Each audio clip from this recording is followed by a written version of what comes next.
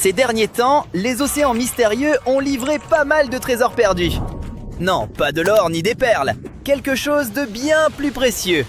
Près de la Sicile, des plongeurs ont trouvé une épave de 2500 ans, cachée à 6 mètres sous l'eau. Elle est si ancienne que les experts ignorent même de quoi elle était faite. Nous voilà à une époque d'intrigues, de conflits, de construction navale et de découvertes. Mais attendez, les restes du bateau étaient à 6 mètres sous l'eau. Ce n'est pas profond. Presque tout plongeur amateur peut y descendre. Alors comment rester caché 25 siècles? En fait, il n'était pas exposé comme un décor de cinéma. Avec le temps, les tempêtes et les courants l'ont enseveli sous des couches de sable et de roches, le faisant passer pour un simple relief du fond marin. S'il a été retrouvé, c'est grâce à des scans très avancés. Les chercheurs ont joué à cache-cache en version high-tech, avec un sonar repérant les lignes et motifs que le sable cachait depuis des siècles. Le navire date du 5e ou du 6e siècle avant notre ère. À l'époque, la Sicile n'était pas seulement l'île du plus haut volcan d'Europe, l'Etna. C'était l'un des hauts lieux de l'ancien monde. À cette époque, la Méditerranée était une autoroute mondiale et la Sicile, le péage. Les Grecs venaient de l'Est et fondaient des colonies côtières. Les Carthaginois avançaient de l'Ouest, venus d'Afrique du Nord. Syracuse gagnait en puissance. Carthage soutenait ses rivales. Tout cela a provoqué des face-à-face, des alliances et même des batailles navales. Parce que contrôler la Sicile, c'était contrôler les routes commerciales. Et le commerce à l'époque, c'était tout. Huile d'olive, vin, belles céramiques et métaux. Grecs et Carthaginois se sont affrontés pendant environ 350 ans. Le mystère du navire englouti s'épaissit encore. Était-ce un navire de guerre, un marchand ou autre chose? On ignore qui l'a construit et ce qu'il transportait. Les archéologues ignorent même quelle essence de bois a servi. Il est fragile et très dégradé. Ils savent seulement que la coque utilise une rarissime technique à border premier. D'habitude, on bâtit la charpente, puis on fixe les planches. Pas ici. Les bâtisseurs ont d'abord assemblé les planches bord à bord, comme un immense puzzle en bois, puis ajouté les membrures pour soutenir l'ensemble. Cette méthode n'a été utilisée que brièvement dans la construction grecque, ce qui fait de l'épave sicilienne un aperçu rarissime de cette expérimentation navale, et peut-être un indice sur son origine. Mais ce n'est pas tout. Les plongeurs ont aussi trouvé plusieurs ancres. 2 étaient en fer, en forme de T inversé, et venaient probablement du 7e siècle de notre ère, plus de 1000 ans après le naufrage. Bref, il reste encore à découvrir. Ce navire n'est pas un hasard. Il fait partie du projet Koukana. C'est une enquête de longue haleine sur le passé sous-marin de la Sicile, menée depuis 2017. Ce navire pourrait être leur plus belle prise. Et l'équipe repart chaque année en expédition, avec de nouvelles découvertes importantes. Pourtant, l'histoire continue. 3 autres découvertes récentes valent le détour. D'abord, cap à l'ouest, en Espagne, où une histoire presque identique s'est produite. Au large de Murcie, des archéologues ont remonté quelque chose d'incroyable. Un navire phénicien vieux de 2600 ans, appelé Mazaron II. Des plongeurs l'avaient repéré dans les années 1990.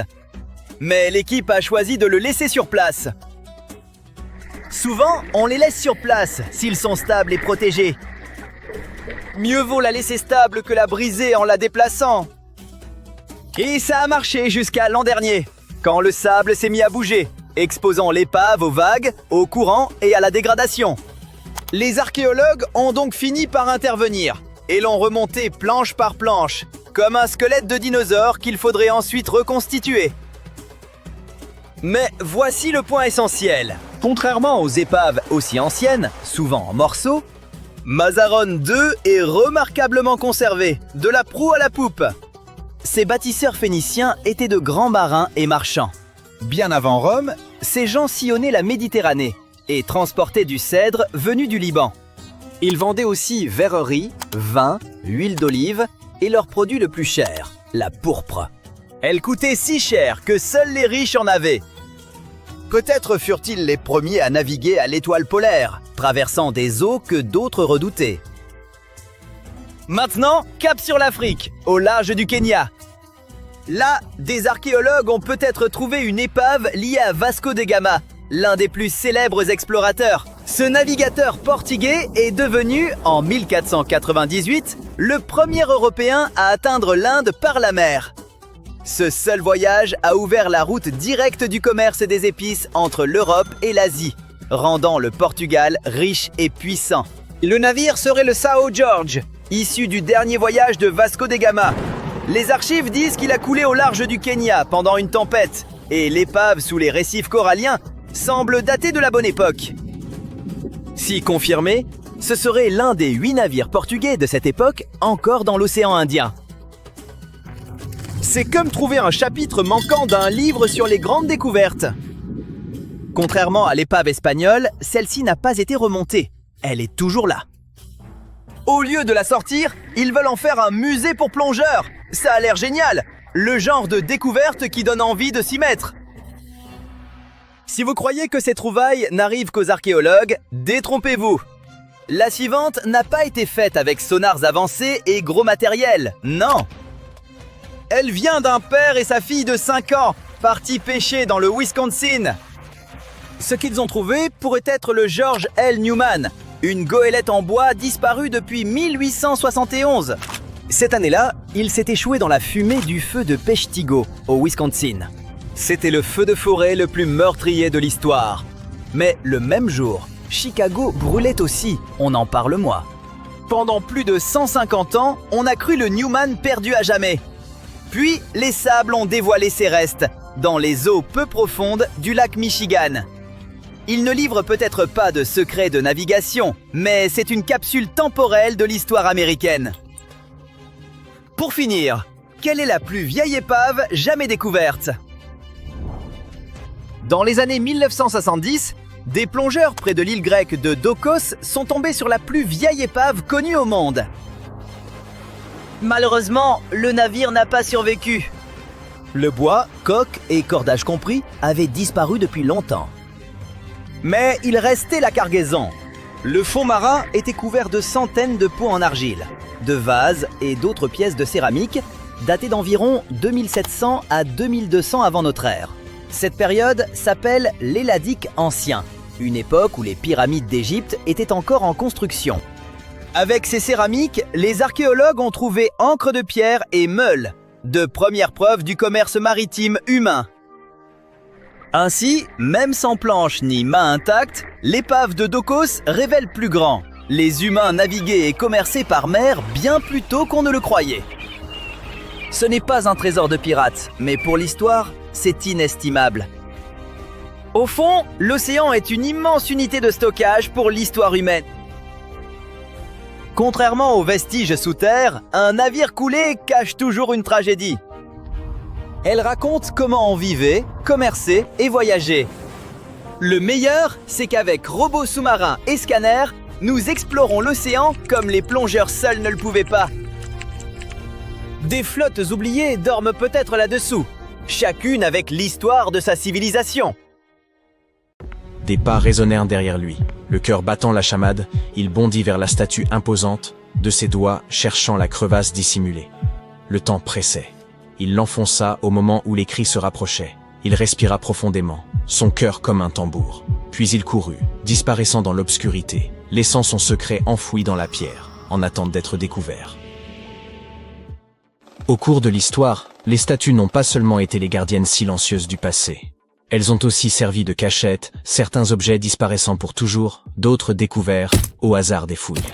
Découvrez leurs secrets les plus mystérieux. En 2016, alors que des experts australiens préparaient une statue vieille de 645 ans pour une vente aux enchères, ils découvrirent qu'elle abritait un secret. Un billet de banque ancien dissimulé à l'intérieur de sa tête creuse. Émis en 1371 sous l'empereur Zhou Yuanzheng, le billet valait 1000 pièces de cuivre ou 28 grammes d'argent.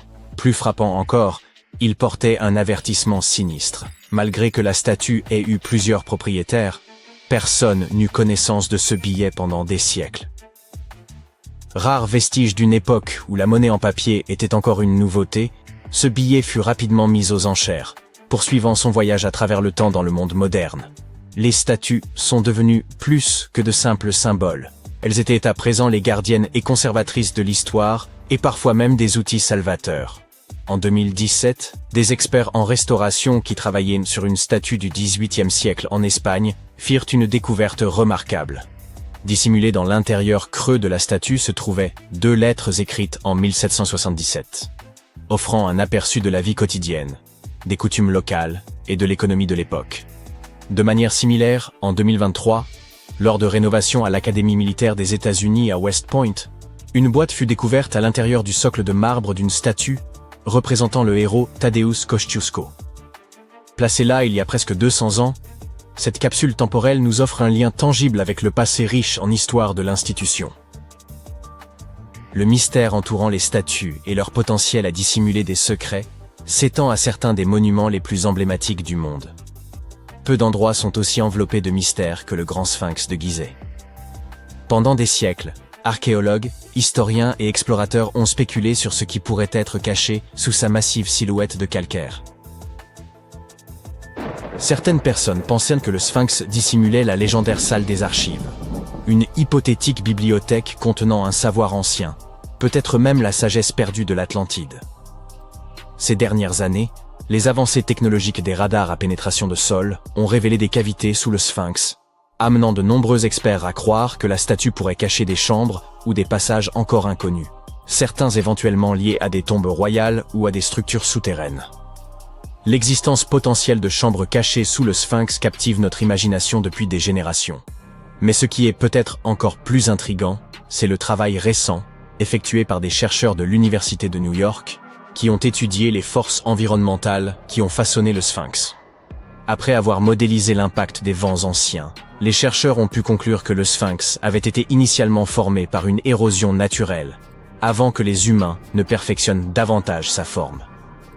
De telles révélations ouvrent de nouvelles voies pour comprendre la fonction du monument, ainsi que l'importance culturelle et spirituelle qu'il détenait à l'époque. Les anciens Égyptiens vénéraient Sobek, le dieu à tête de crocodile représentant la puissance et le Nil, et momifiaient souvent des crocodiles pour lui rendre hommage. Ces créatures étaient déplacées dans des temples ou des tombes en tant qu'offrande aux dieux ou pour garantir un passage sûr vers l'au-delà. Récemment, un groupe de chercheurs s'est lancé dans une étude intéressante sur un crocodile momifié par les embaumeurs égyptiens. Ils ont utilisé un scanner qui leur a révélé toutes sortes de détails fascinants sur la façon dont ce crocodile avait vécu et ce qui était arrivé à son corps par la suite. Pour les anciens Égyptiens, les animaux n'étaient pas simplement des compagnons domestiqués. Ils jouaient un rôle majeur dans leurs rituels, servant de passerelle entre les humains et les dieux. Les faucons, par exemple, étaient associés à Horus, la divinité solaire, car leur vol les rapprochait du soleil. Les chats étaient liés à Bastet, déesse mère féroce et protectrice. Les crocodiles étaient parmi les animaux que l'on momifiait le plus souvent. On considérait ces reptiles comme des symboles de Sobek, le seigneur du Nil, dont la présence annonçait la crue annuelle qui apporterait l'eau et le sol fertile nécessaires à l'agriculture.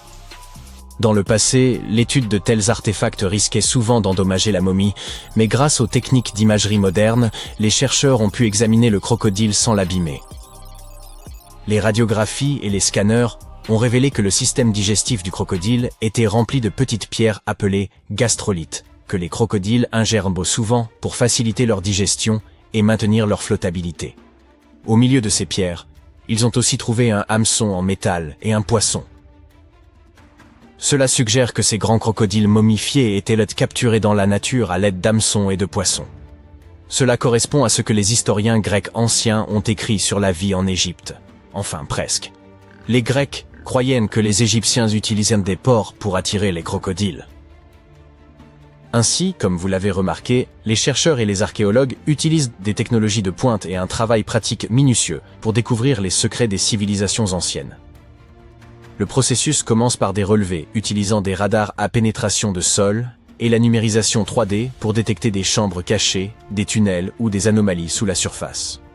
Une fois un site prometteur identifié, une excavation soigneuse commence. Les couches de sol et de débris sont retirées lentement, afin que rien ne soit endommagé ou perdu. Une exposition au Rijksmuseum à Amsterdam présente une remarquable statue tibétaine du XVe siècle, en cuivre doré, de Guya Samaja Akshobhya. Cette figure, qui symbolise l'unité des forces opposées et un état supérieur d'éveil spirituel, était auparavant inconnue de la collection du musée.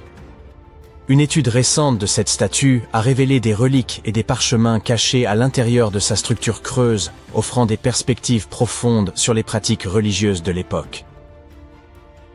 L'exposition présente plus de 75 chefs-d'œuvre d'Asie, parmi lesquels la statue récemment acquise de Guya Samaja Akshobhya, et met en lumière le savoir-faire complexe et la signification spirituelle enracinée dans de tels artefacts. Au cœur de Vérone, un secret était caché depuis des décennies à l'intérieur de la statue en bronze de Juliette. Sculptée en 1969, elle est devenue un symbole de l'amour, et de nombreux visiteurs viennent la toucher en quête de romance et de chance. Mais sous sa surface polie, Juliette cachait quelque chose d'extraordinaire. Au fil du temps, ses caresses ont formé de minuscules fissures dans sa surface. Les amoureux du monde entier glissèrent des lettres à l'intérieur de ces fissures, des confessions, des supplications désespérées, des promesses éternelles. Certains y jetaient des clés, scellant leur amour, avec des cadenas devenus alors impossibles à ouvrir. En 2014, des experts en restauration ont fait une découverte surprenante. Alors qu'ils travaillaient à réparer la statue, ces centaines de déclarations d'amour et de clés rouillées ont été mises au jour. Tous ces vœux oubliés enfermés dans le corps de Juliette. Les statues servent souvent de symbole pour le pouvoir et la force. Cependant, ces derniers temps, les statues ont également été utilisées pour transmettre des messages aux générations futures. Le concept de capsule temporelle, un objet ou une collection d'objets placés dans un conteneur scellé puis enterré ou caché pour être découvert plus tard, a une longue histoire. Et à l'époque moderne, les statues étaient parfaites pour servir de capsule. Elles permettaient aux gens de communiquer avec les générations futures d'une manière très concrète. En 2014, alors que des ouvriers retiraient avec précaution un lion doré au sommet de l'ancienne maison d'État de Boston pour une restauration, ils ont fait une découverte surprenante. Quelque chose cliquetait à l'intérieur de sa tête creuse. Un article du Boston Globe de 1901 mentionne une capsule temporelle cachée. Mais au fil des ans, l'histoire a été oubliée. Puis, un descendant du sculpteur a découvert une lettre et a appris la vérité. À l'intérieur de la tête du lion se trouvaient des journaux, des photographies, des autographes et des lettres appartenant à un passé lointain, des messages scellés pendant plus d'un siècle. Lorsque la capsule fut ouverte, c'était comme si l'histoire elle-même retenait son souffle. Les autorités ont prévu de poursuivre cette tradition en ajoutant des artefacts modernes avant de refermer la tête creuse du lion afin que ses trésors soient redécouverts au XXIe siècle. Nous ne savons pas si elles l'ont réellement fait, cependant. Les progrès des technologies d'imagerie ont permis aux chercheurs de dévoiler des détails cachés dans des sculptures célèbres sans les endommager. En 2014, des experts en restauration au Mexique ont fait une découverte en examinant une statue en bois vieille de 300 ans. De véritables dents humaines étaient cachées sous son visage serein. Cette révélation n'a pas été faite par la fouille, mais par la technologie. Lorsque les préservationnistes ont pris une radiographie de la statue, s'attendant à trouver des détails structurels, ils ont vu une denture parfaite, intégrée dans la bouche. Contrairement à d'autres statues historiques de la région, qui contenaient parfois de vrais cheveux que les gens avaient donnés aux statues, cette découverte était complètement inattendue. Des tunnels, des métros, des réseaux souterrains et même des passages secrets permettant d'accéder aux maisons des personnes riches et célèbres. Pourquoi avons-nous besoin de tunnels, vous demandez-vous peut-être? Pour se cacher. De nombreuses villes ont des tunnels souterrains et même des doubles souterrains. Maintenant, soyons clairs, ces passages ne sont normalement pas reliés entre eux, contrairement à la rumeur populaire selon laquelle il serait possible de se rendre d'Écosse en Turquie en empruntant des passages secrets construits il y a environ 5000 ans. Oui. Si construire cela semblerait fou même aujourd'hui, imaginez à l'époque. Ces tunnels s'appellent officiellement des souterrains refuges. Et ils ont probablement été construits au Moyen-Âge. Mais nous ne connaissons pas la date exacte de leur création. C'est en Bavière qu'ils sont le plus nombreux. Mais on en trouve aussi beaucoup en Grande-Bretagne et en France. Les souterrains refuges, qui sont absolument uniques dans le monde entier, se caractérisent par des couloirs étroits de forme ovale et des goulets d'étranglement appelés, en allemand, Schlupf ou Sleep Out en anglais.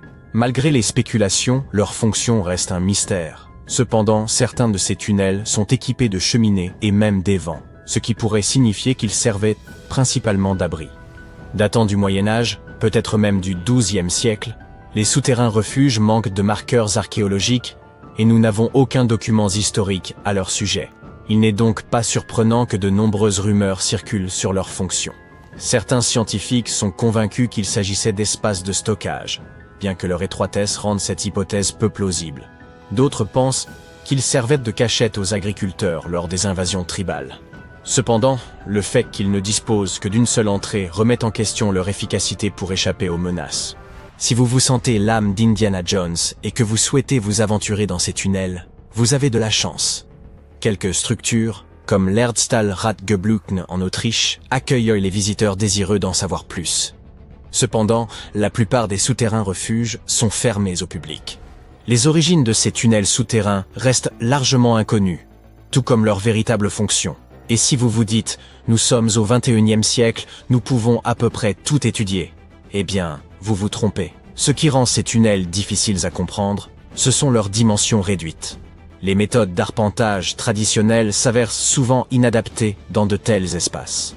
Pour résoudre ce problème, les scientifiques utilisent un appareil portatif équipé d'une caméra RVB, d'un gyroscope et de capteurs de profondeur haute résolution, ce qui leur permet de relever les moindres détails à l'intérieur des tunnels.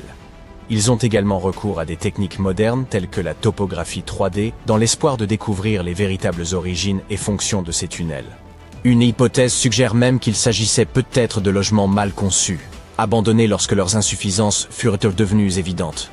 Pourtant, tout le monde n'est pas tout à fait d'accord avec cette idée. D'autres théories suggèrent qu'ils servaient à des fins spirituelles, tandis que selon l'idée la plus farfelue, ces tunnels seraient des vestiges de civilisations extraterrestres.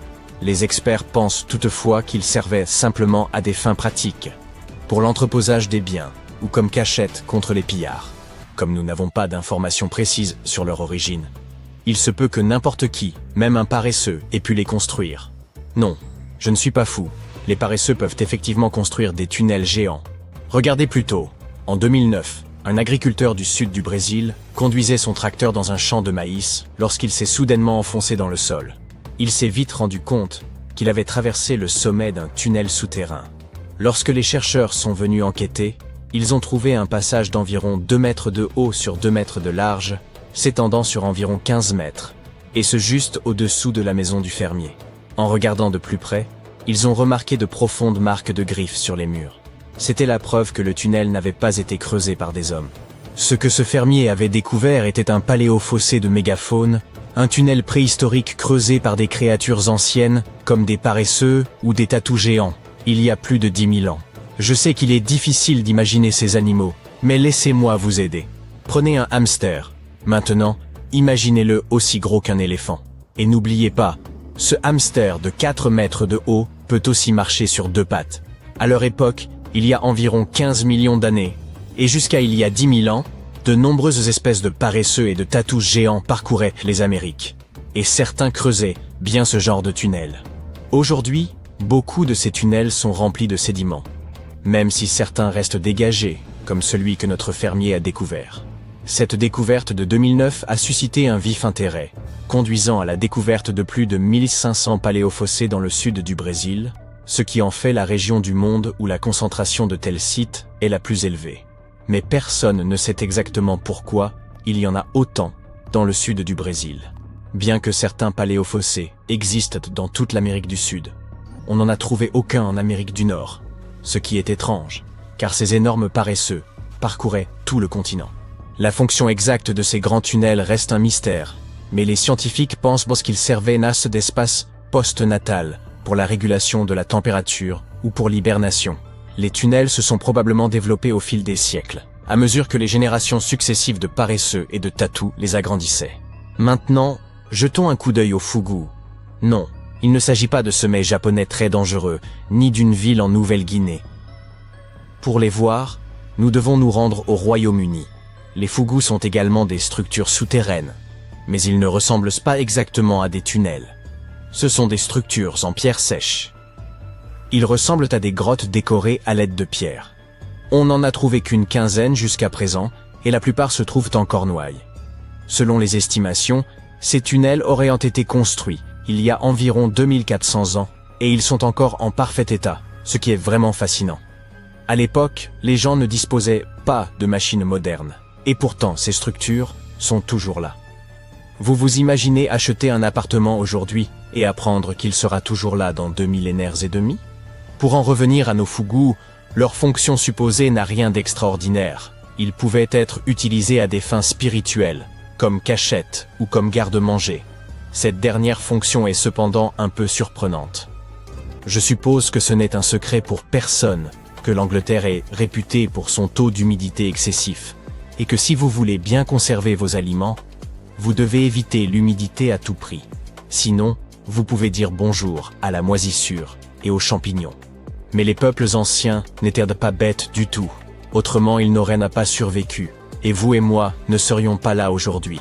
Ils utilisèrent donc peut-être ces fougous pour stocker certains produits, des produits présentant une moisissure naturelle, et contribuer ainsi à la conservation des denrées périssables, comme le lait, le beurre et le fromage. Mais bon, ce ne sont là que suppositions. La véritable fonction de ces tunnels reste inconnue. Ce qui rend les fougous uniques, c'est qu'il s'agit de tunnels construits délibérément, et non de mines creusées comme on en trouve au pays de Galles, par exemple.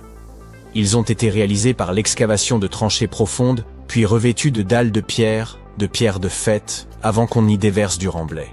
Tout cela demandait beaucoup de temps et d'efforts. Cependant, quelle que soit la difficulté, les villes du monde entier sont souvent bâties sur des réseaux de tunnels complexes, uniques à chaque endroit.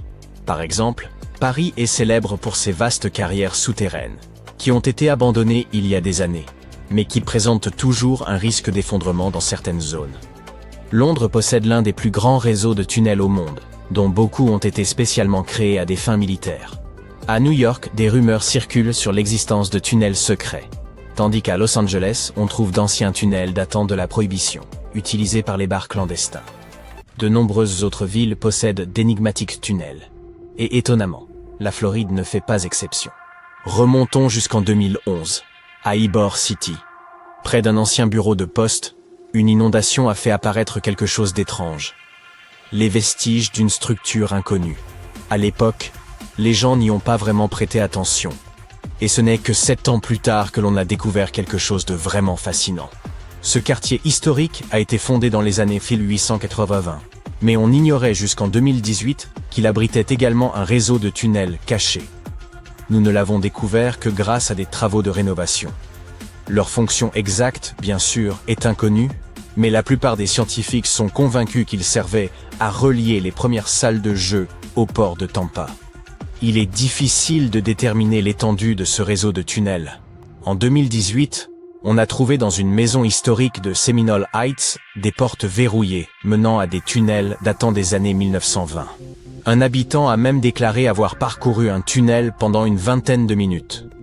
Selon certaines rumeurs, ces tunnels relieraient le fleuve Hillsborough à Ybor City.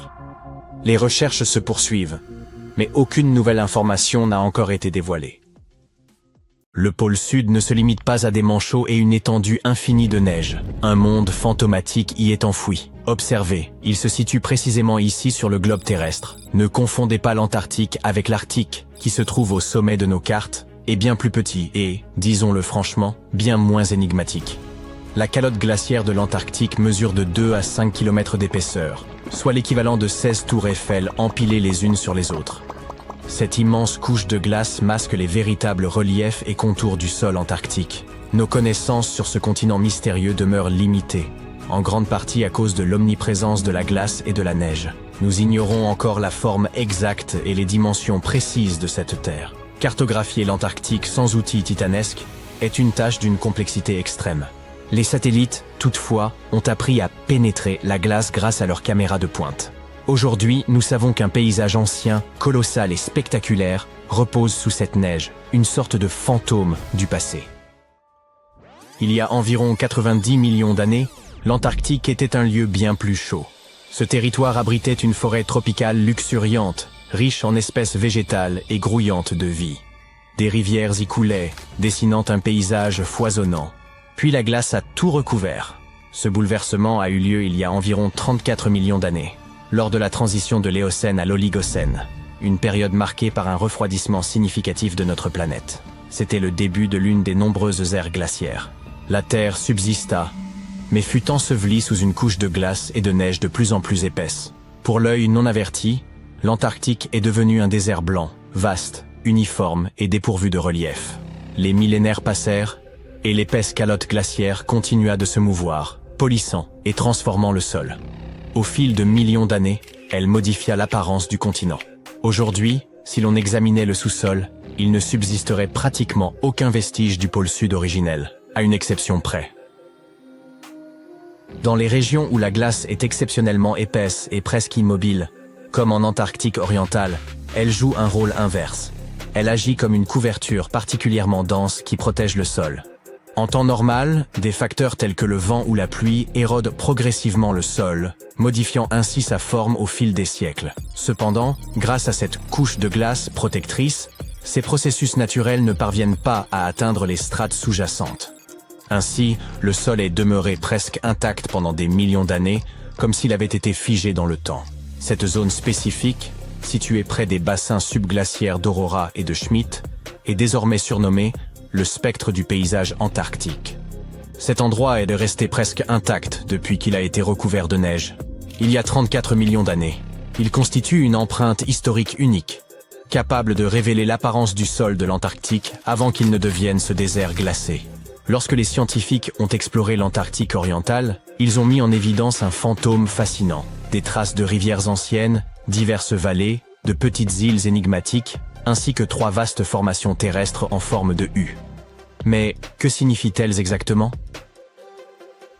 Comme vous le savez, les continents de notre planète sont en mouvement constant, glissant sur un manteau de lave en fusion, comme des céréales dans un bol de lait. Au fil des époques géologiques, ils se sont rassemblés et séparés à maintes reprises. Il y a plusieurs centaines de millions d'années, un supercontinent nommé Gondwana réunissait plusieurs terres, dont l'Antarctique, qui formait alors une masse unique. Cependant, lorsque le Gondwana s'est fracturé, l'Antarctique a été soumis à de puissantes forces tectoniques. Des fragments de son territoire ont été arrachés les uns des autres et dispersés. C'est ainsi que se sont formés ces grands blocs de terre dissimulés sous l'épaisse couche de glace. Aujourd'hui, les scientifiques souhaitent approfondir l'étude de ce fantôme. Pour cela, ils envisagent de forer la glace, un peu comme on utilise une paille pour atteindre le fond d'un épais milkshake. Cette méthode leur permettra de prélever des échantillons de roches et de sédiments en profondeur, afin d'en apprendre davantage sur l'histoire et le climat de notre planète. L'Antarctique serait le 5e plus grand continent du monde, surpassant l'Europe entière ou l'Australie en taille et rivalisant avec l'ensemble de l'Amérique du Sud. Outre l'Antarctique orientale déjà évoquée, il abrite d'autres régions emblématiques, comme la péninsule antarctique, le pôle Sud, l'Antarctique occidentale et la mer de Ross. Ce continent est en quelque sorte un immense terrain gelé, dont les paysages mystérieux et enfouis restent moins explorés que ceux de Mars. Ce que nous savons avec certitude, c'est que sans sa couverture de glace, il révélerait un monde riche en relief, composé de vastes montagnes, de gigantesques canyons et même de volcans en activité. Certains de ces volcans, d'une taille colossale, émergent au-dessus des épaisses couches de neige. Rien qu'en Antarctique occidentale, on en dénombre au moins 138, bien que seulement 8 ou 9 soient encore actifs aujourd'hui. L'un des volcans les plus fascinants est le mont Erebus, le plus méridional du continent et également le plus élevé, culminant à environ 4000 mètres. Sous l'épaisse calotte glaciaire, ce géant abrite des cavernes sous-volcaniques d'une beauté exceptionnelle, où les températures sont suffisamment douces pour rester en t-shirt. La péninsule antarctique s'apparente à un assemblage d'îles montagneuses profondément enfouies sous la surface. Elle est composée de roches volcaniques, relativement récentes, faisant partie de l'anneau de feu du Pacifique. Un cercle gigantesque, regroupant des volcans et des zones sismiques autour de l'océan Pacifique. L'Antarctique orientale, quant à lui, représente une région immense, presque aussi vaste que l'Australie. Il s'étend de la côte est du continent jusqu'au pôle sud. Sous ces glaces, on trouve des formations rocheuses extrêmement anciennes, dont certaines se situent dans la zone évoquée plus tôt. Vous savez sans doute que l'Antarctique est presque totalement dépourvu d'humains. Rien d'étonnant à cela, au regard de la température moyenne avoisinant les -43 degrés Celsius. Mais malgré ces conditions extrêmes et la désolation de l'endroit, la vie persiste. Et devinez où? Dans les profondeurs de la Terre. En 2017, des chercheurs ont découvert des traces d'ADN d'algues, de mousses et même de petits animaux inconnus dans de profondes grottes. Cela prouve que, malgré des conditions aussi hostiles, des écosystèmes uniques parviennent à prospérer dans des poches de chaleur isolées sous la neige. Une autre découverte incroyable a eu lieu sous la plateforme de glace de Ross, un écosystème florissant au sein d'une rivière souterraine. Les scientifiques soupçonnaient depuis longtemps que des lacs et rivières d'eau douce pouvaient exister dans le sous-sol antarctique. Un jour, un satellite a détecté une faille, et après avoir décidé de l'explorer, ils ont utilisé une foreuse alimentée par de l'eau chaude pour fondre la glace et s'y engouffrer. À leur arrivée dans ces profondeurs, ils ont plongé une caméra dans l'une de ces rivières cachées. Au début, ils pensaient découvrir simplement des rochers ou des formations similaires. Mais au contraire, ils sont tombés sur des centaines d'amphipodes, de minuscules créatures ressemblant à des crevettes. Les petites créatures se sont immédiatement regroupées autour de l'objectif, obstruant la caméra et empêchant les scientifiques de mener les observations prévues. Cela peut prêter à sourire, mais confirme qu'il existe bel et bien un écosystème au cœur de l'Antarctique. Les chercheurs prévoient désormais de l'explorer en profondeur. Et tout cela n'est là que l'affleurement de ce mystérieux monde souterrain. Sous la neige, ce continent cache également le canyon le plus profond, situé sous le glacier Denman. Bien que la fosse des Mariannes demeure le point le plus profond du globe, il convient de préciser que, géologiquement, elle appartient à la croûte océanique. En 1958, des explorateurs ont mis à jour une vaste chaîne de montagnes enfouies sous la glace, comparable aux Alpes en termes d'altitude. Cette chaîne s'étend sur près de 1200 km, avec des sommets culminant à 2700 mètres d'altitude. Et cette splendeur est ensevelie sous des tonnes de glace. Qui sait ce que nous pourrions encore découvrir ici? L'Antarctique abrite environ 60% de l'eau douce de la planète. Cela signifie qu'une fonte totale de ces glaces aurait des conséquences dramatiques. À titre d'exemple, il existe un glacier apocalyptique, officiellement connu sous le nom de Glacier Thwaites. Ce gigantesque bloc de glace, de la taille de la Floride, est actuellement en train de fondre. Chaque année, cela contribue à une élévation des niveaux marins de 4%. Si ce glacier venait à fondre complètement, le niveau des océans augmenterait de 60 cm. Une hausse qui peut sembler modeste, mais qui serait dévastatrice pour les régions côtières du monde entier. Heureusement, les chercheurs ont constaté que même si sa plateforme glaciaire venait à se désintégrer dans les 50 prochaines années, le glacier lui-même ne disparaîtrait pas aussi vite qu'il le redoutait. Bien qu'il perde encore de la glace à un rythme soutenu, ce processus reste... Nous savons que les anciens Égyptiens étaient assez talentueux pour construire des édifices aussi grandioses que les pyramides, mais étaient-ils suffisamment intelligents pour mesurer la vitesse de la lumière? Une théorie circulant en ligne le suggère. Si vous comparez ces deux chiffres, vous verrez qu'ils correspondent parfaitement. Le premier est la vitesse de la lumière dans le vide en mètres par seconde, et le second est la latitude de la grande pyramide de Gizeh. Alors, était-ce intentionnel ou s'agit-il juste d'une coïncidence? Heureusement, nous pouvons vous assurer qu'il s'agit simplement d'une coïncidence, et non d'une autre théorie du complot. La grande pyramide n'est qu'un des nombreux endroits sur Terre partageant cette latitude. De plus, même si les Égyptiens étaient non parvenus à mesurer la vitesse de la lumière et avaient décidé de la garder secrète, ils n'auraient pas utilisé de mètre pour l'exprimer. Celui-ci n'a été défini qu'à la fin du XVIIIe siècle. Les bâtisseurs des pyramides utilisaient une autre unité de mesure appelée la coudée. Une coudée équivaut à un pied et demi, soit 45 cm. Cette unité, basée sur la longueur de l'avant-bras depuis le coude jusqu'au bout du majeur, était répandue dans l'Antiquité. Ainsi, s'ils avaient voulu épater tout le monde en positionnant leurs pyramides à une latitude correspondant à la vitesse de la lumière en coudée, ils auraient dû construire leurs édifices emblématiques quelque part en Europe. Par ailleurs, l'astronome danois Ole Rømer, qui a mesuré pour la première fois la vitesse de la lumière en 1676, aurait été bien contrarié de découvrir que quelqu'un l'avait fait des siècles avant lui. Bien que les Égyptiens aient été en avance sur leur temps à bien des égards, ils n'ont jamais mesuré la vitesse de la lumière, ni employé de coordonnées de latitude et de longitude pour leur construction. La base de la grande pyramide de Gizeh peut sembler être un carré parfait, mais il s'agit en réalité d'une structure à 8 côtés, et non 4. Chacun de ces 4 côtés présente une légère indentation concave qui les divise uniformément de la base au sommet. La version officielle voudrait qu'un pilote britannique du nom de Groves ait été le premier à le remarquer en 1940, lorsqu'il survolait la pyramide. Il a pris une photographie montrant les ombres qui soulignaient ces indentations. Certains pensent que ces lignes ne sont visibles que depuis les airs et peuvent être mieux observées à l'aube et au crépuscule, lors des équinoxes de printemps et d'automne. Cela a conduit à une étrange théorie selon laquelle les anciens Égyptiens auraient pu concevoir ces pyramides pour communiquer avec des visiteurs célestes.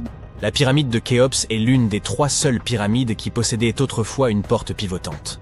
Cette porte, pesant environ 20 tonnes, pouvait être facilement ouverte de l'intérieur. Son ajustement précis la rendait presque invisible du dehors. Sans loquet ni poignée visible, seules de très légères aspérités dans la paroi extérieure dénotaient l'ouverture. Les 2 autres pyramides avec des portes similaires appartenaient respectivement au père et au grand-père de Khéops. La grande pyramide renferme également un vide caché d'au moins 30 mètres de long, découverte en 2017. Nous ignorons encore ce qui se trouve à l'intérieur de cet espace, sa fonction exacte, ou s'il est le seul de ce type. Les chercheurs ont utilisé une technologie permettant de voir à travers les murs des cathédrales, des pyramides mayas et même des volcans, reposant sur une pluie naturelle de particules subatomiques appelées muons. Ces particules traversent plus facilement les espaces vides que les matériaux solides. En plaçant plusieurs détecteurs de muons autour d'une structure, les scientifiques peuvent cartographier ces éléments solides et ces zones vides. Une équipe a placé des détecteurs de muons à l'intérieur de la pyramide de Khéops, collectant des données au fil des mois. Les scientifiques ont analysé à de nombreuses reprises des échantillons du mortier utilisé pour construire les pyramides. Bien que nous en connaissions la composition, la technologie moderne ne peut toujours pas le reproduire. Ce mortier, principalement composé de gypse traité, n'était pas utilisé comme le ciment actuel de nos briques, mais servait à soutenir les joints entre ces pierres massives lors de leur mise en place. Environ 1 demi-million de tonnes de ce mortier auraient été nécessaires pour construire la grande pyramide de Khéops. Ce mortier fait de gypse est plus robuste que les pierres elles-mêmes et a résisté pendant des millénaires. Les 4 côtés de la pyramide de Khéops sont alignés avec les points cardinaux, nord, sud, est et ouest. Selon l'archéologue et ingénieur Glenn Dash, cet alignement est précis à 4 minutes d'arc près, soit un 1/15 de degré. Les architectes y parvenus sans outils modernes tels que des drones ou des ordinateurs. De nombreux chercheurs ont tenté d'expliquer ce prodige d'architecture. Peut-être utilisait-il l'étoile polaire ou l'ombre du soleil. Dash a récemment proposé une idée nouvelle et plus simple. Les Égyptiens auraient pu utiliser l'équinoxe d'automne pour aligner les pyramides. Celle-ci se produit 2 fois par an, lorsque le soleil traverse le plan équatorial terrestre, rendant le jour et la nuit presque égaux en durée. Pour éprouver sa théorie, Glenn Dash a conduit une expérience le 22 septembre 2016, premier jour de l'équinoxe d'automne. Il a utilisé une tige spéciale appelée gnomon, dont disposaient les Égyptiens, pour projeter une ombre. Puis il en a suivi la pointe à intervalles réguliers, formant une courbe régulière. En reliant 2 points de la courbe au moyen d'une corde tendue, il a créé une ligne presque parfaite d'est en ouest. Dash a observé que lors de l'équinoxe, la pointe de l'ombre se déplaçait en ligne droite, suivant presque parfaitement la direction est-ouest, avec une légère déviation dans le sens anti-horaire, similaire à celle observée dans les pyramides. Bien que l'expérience ait été menée dans le Connecticut, Glenn Dash estime que la même méthode fonctionnerait en Égypte. Tout ce dont les Égyptiens avaient besoin, c'était d'une journée claire et ensoleillée. Ils pouvaient déterminer l'équinoxe d'automne en comptant 91 jours à partir du solstice d'été. Cependant, ils nous ont laissé peu d'indices, et aucun document d'ingénierie n'a été retrouvé qui explique leur méthode. Ainsi, bien qu'ils aient pu utiliser des ombres pour se repérer, rien n'est moins certain. Les scientifiques se sont longtemps demandé comment ces lourds blocs de pierre étaient acheminés vers les sites des pyramides, et ils pourraient enfin avoir la réponse. Une équipe chercheur de l'Université de Caroline du Nord à Wilmington a découvert que 31 pyramides avaient probablement été construites le long d'un ancien bras du Nil. Ce bras est maintenant enseveli sous le désert et les terres agricoles. Pendant des années, les archéologues ont pensé que les anciens Égyptiens devaient utiliser une voie d'eau à proximité pour transporter les matériaux, les équipements, les personnes et tout ce dont ils avaient besoin pour construire les pyramides. Mais jusqu'à présent, ils n'étaient pas certains de l'emplacement. de la forme, de la taille ou de la proximité de cette voie d'eau par rapport au site de construction. L'équipe de recherche a utilisé l'imagerie radar par satellite, des cartes historiques, la prospection géophysique et des carottages de sédiments pour cartographier cette branche du fleuve. Ils pensent qu'elle a été ensevelie suite à une grande sécheresse et au fil des tempêtes de sable il y a des milliers d'années. L'équipe est parvenue à plonger sous la surface sablonneuse et à obtenir des images de certaines caractéristiques cachées grâce à la technologie radar. Ils ont découvert des rivières cachées et des structures anciennes situées au pied des collines où se trouvent comme la plupart des pyramides égyptiennes. La découverte de cette branche fluviale disparue aide à expliquer la forte densité de pyramides entre Gizeh et Licht, dans ce qui est à présent une zone inhospitalière du Sahara. L'Égypte n'est pas le pays qui compte le plus grand nombre de pyramides au monde. Ce titre revient à son voisin méridional, le Soudan. Les anciens textes indiens évoquent des chars richement ornés, voire des palais entiers, connus sous le nom de Vimana, capables de s'élever dans les airs et de parcourir, en quelques secondes, des distances allant jusqu'à l'espace. Si certains considèrent ces Vimana comme relevant exclusivement de la mythologie indienne, d'autres estiment qu'ils pourraient s'inspirer d'une technologie véritable, perdue au fil des siècles. Selon les textes de l'ancien Veda indien, il existait des Vimana variés, comme le Vimana éléphant doté de plusieurs moteurs, ainsi que de nombreux modèles portant des noms d'animaux ou d'oiseaux. Certains étaient conçus pour des trajets locaux, d'autres pour voyager à l'étranger, et d'autres encore pour explorer la Lune ou d'autres planètes. Ils pouvaient atteindre des vitesses stupéfiantes. L'un des Vimana possédait la capacité exceptionnelle de se rendre invisible. Un autre, en forme de sphère, était propulsé par les vents de Mercure. Ce modèle aurait produit un rayon immense, comparable à celui du Soleil, et un bruit retentissant semblable au tonnerre. Tous les Vimana étaient réputés indestructibles et parfaitement adaptés au combat. Pour piloter un Vimana, il fallait maîtriser un ensemble de connaissances, comparables à celles requises pour un pilote d'avion moderne, et regroupées en 32 secrets. Ils incluaient la structure de l'engin, les techniques de décollage et de manœuvre en toute sécurité, ainsi que des savoir-faire spécifiques comme comment se rendre visible ou invisible, comment se dissimuler, comment être rapide, ou encore comment gérer les phénomènes de contraction et d'expansion. Pour échapper à ses adversaires, le pilote d'un Vimana devait se hisser jusqu'à la 8e couche atmosphérique au-dessus de la Terre et tirer parti de la puissance des rayons solaires obscurs.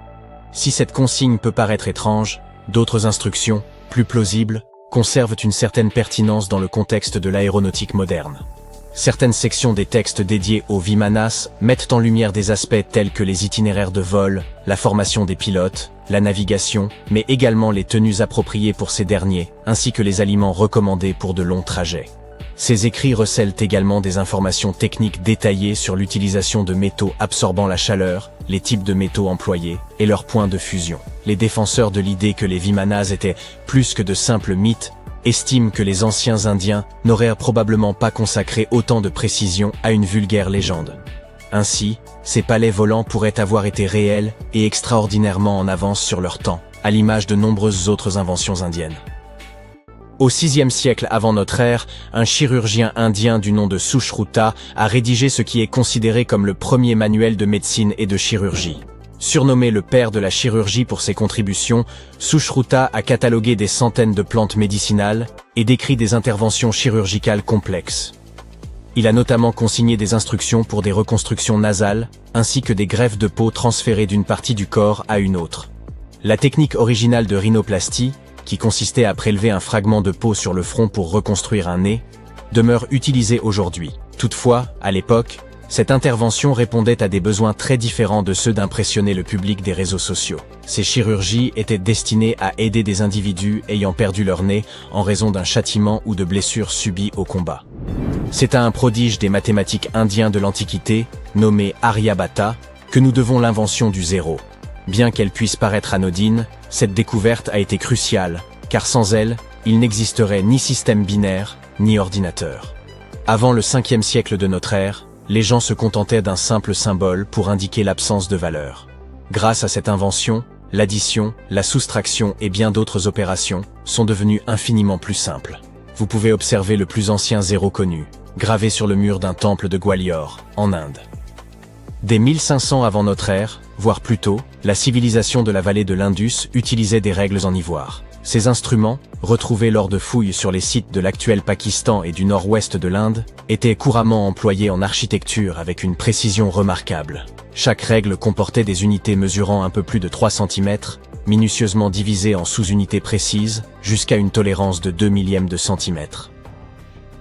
L'invention suivante relève davantage du concept que de l'objet tangible. La standardisation consiste à fixer des règles communes en s'appuyant sur un ensemble de critères, qu'ils soient humains, matériels ou d'intérêts variés. L'une de ces applications les plus notables, à laquelle nous sommes aujourd'hui habitués, est celle des poids standardisés. Que l'on utilise des livres ou des kilogrammes, ces mesures universelles sont essentielles, n'est-ce pas? Pour cela, nous devons un grand merci aux marchands de la civilisation arapéenne, qui vivaient il y a près de 4000 ans. Ces derniers utilisaient des poids standardisés pour mesurer aussi bien des céréales que des produits de luxe. Leur système de mesure reposait sur des bases mathématiques décimales et binaires. Bien qu'ils n'aient pas disposé de technologies avancées, ils ont atteint une précision remarquable grâce à des calculs complexes et à l'utilisation ingénieuse de matériaux tels que le sable pour la construction. Leur expertise en matière de standardisation s'est diffusée jusqu'en Perse et en Asie centrale, devenant ainsi une norme mondiale en matière de pesée. Si le yoga est votre pratique favorite, vous avez une excellente raison de rendre hommage aux anciens sages indiens. Le yoga a été mentionné pour la première fois dans les Védas de la civilisation de l'Indus-Sarasvati, dans le nord de l'Inde, il y a plus de 5000 ans. Avec le temps, cette discipline a été perfectionnée et enrichie, devenant une vaste philosophie comprenant plus de 200 écrits sacrés consacrés à l'art d'atteindre l'illumination. Au début de notre ère, le yoga a pris une nouvelle dimension grâce à l'écrivain hindou Patanjali, qui a structuré la pratique dans son œuvre, les Yoga Sutras. Cette discipline s'est transformée en une méthode complète de rajeunissement du corps et en une pratique visant à prolonger la vie, avec des postures que l'on continue à exécuter sur les tapis d'aujourd'hui. Ce n'est qu'au XIXe siècle que le yoga a gagné le monde occidental, où il s'est rapidement propagé. Le jeu d'échecs, souvent considéré comme le jeu de prédilection des intellectuels, est également une invention indienne. Son ancêtre, connu sous le nom de Chaturanga, était un jeu de stratégie sur plateau qui a commencé à se populariser environ 3000 ans avant notre ère. Cette version primitive des échecs se jouait à 4 joueurs au lieu de 2 et comportait 64 cases. Chaque participant disposait de 8 pièces, allant des pions au roi, en passant par les fous et les cavaliers. À cette époque, on n'utilisait pas de dés classiques à 6 faces, mais un dé oblong. Les joueurs qui s'affrontaient étaient en réalité regroupés en 2 équipes selon leur position. La version moderne des échecs, telle que nous la connaissons aujourd'hui, trouve mention pour la première fois dans une légende de l'ancienne littérature indienne. Selon cette histoire, l'épouse du démon Ravana aurait inventé le jeu afin de divertir son époux.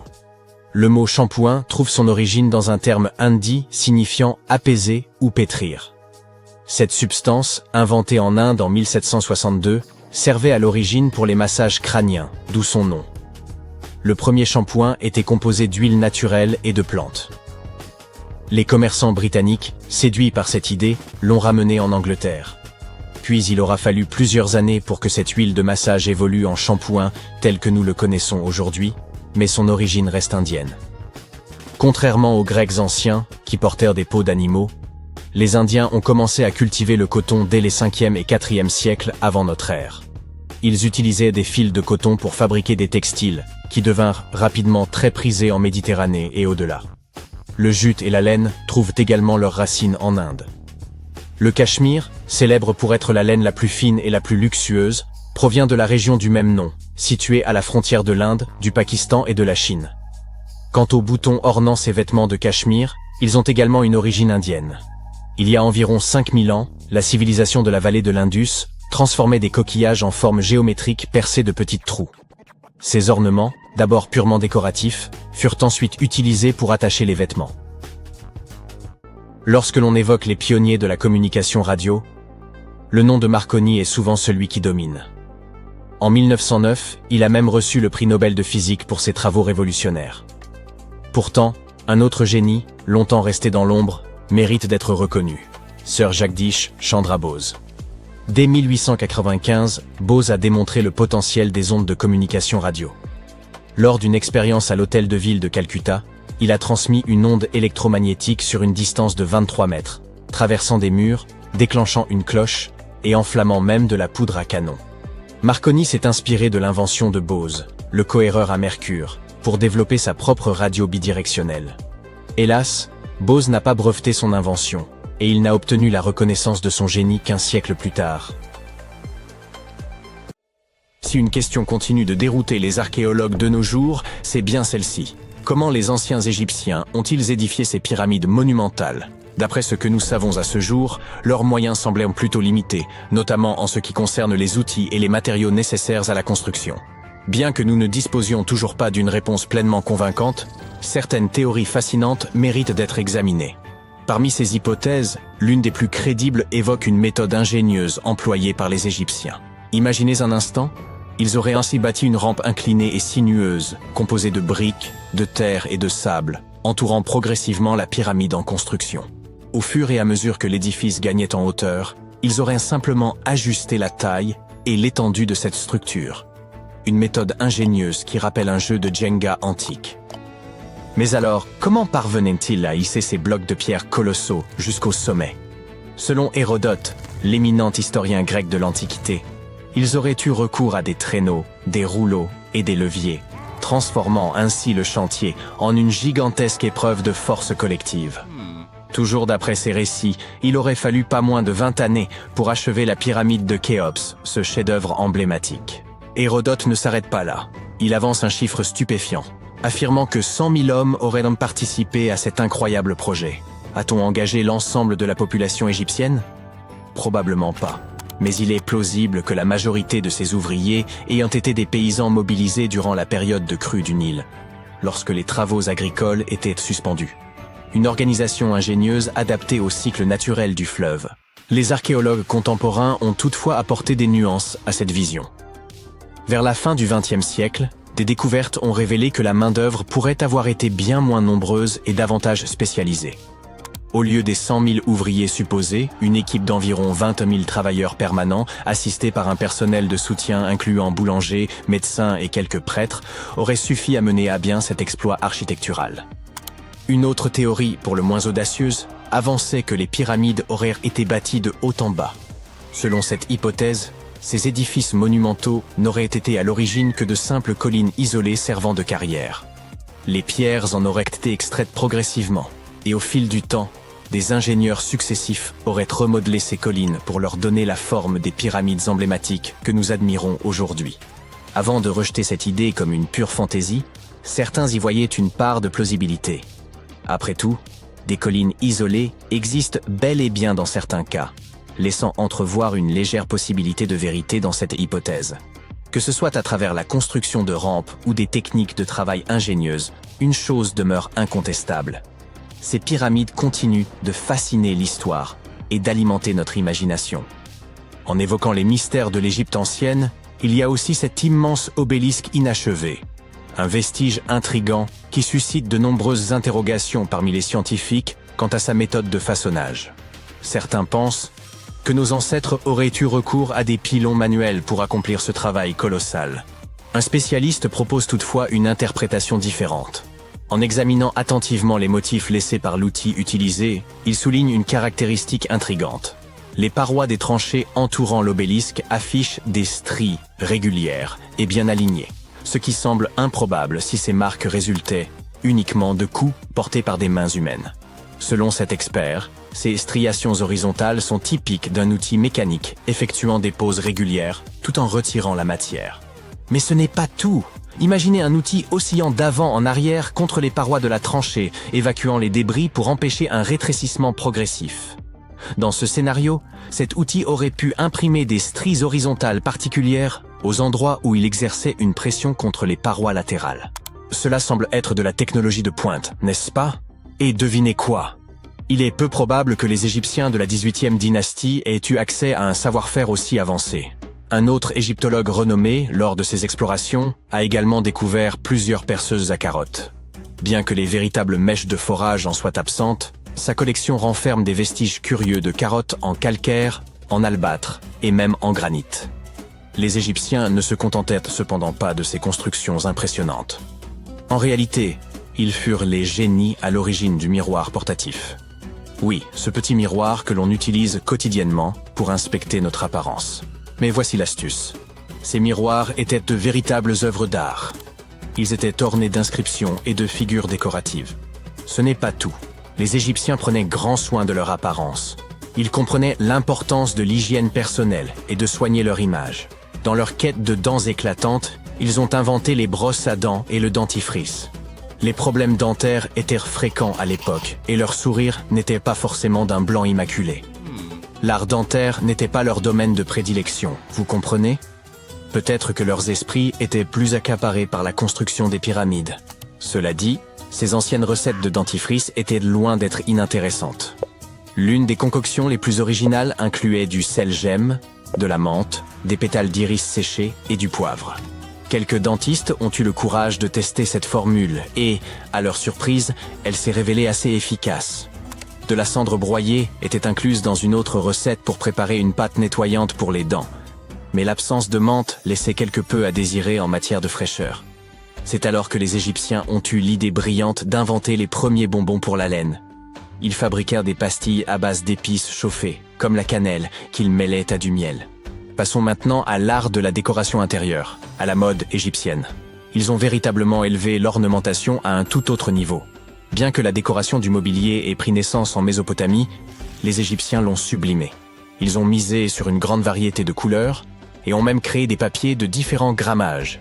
Et n'oublions pas ces petits tapis d'appoint que nous possédons tous chez nous aujourd'hui. Devinez qui en a eu l'idée ? Eh bien, les Égyptiens. Ils utilisèrent la plante de papyrus, extrêmement versatile, pour tisser ces tapis douillets. Et en parlant de tendance, les Égyptiens étaient de grands amateurs de bibelots. Ils possédaient toute une collection de petites figurines représentant des chats, des chiens et des personnages humanoïdes. Ces statues étaient fabriquées dans divers matériaux, allant de la boue séchée au soleil jusqu'à l'or. Tout dépendait de votre richesse. L'agriculture occupait une place de choix dans la société égyptienne, et ils comprenaient bien que l'eau propre était essentielle pour leur culture et leurs bêtes. C'est pourquoi ils ont mis au point des inventions et des techniques visant à garantir la fertilité de leurs terres et le bien-être de leurs plantes. Ils ont d'abord eu l'idée brillante d'utiliser des charrues tirées par des bœufs. Il existait deux types de charrues, lourdes et légères. La charrue lourde labourait en profondeur, creusant de grands sillons, tandis que la charrue légère suivait, aérant la terre. Mais ce n'était pas tout. Après le labourage, les Égyptiens brisaient les mottes de terre et semaient les graines. Pour bien enfoncer ces graines dans les sillons, ils faisaient traverser leur bétail sur le champ, fermant ainsi efficacement les sillons. Mais tout ce travail serait vain si les graines restaient aussi sèches que le désert. C'est là qu'intervient l'irrigation.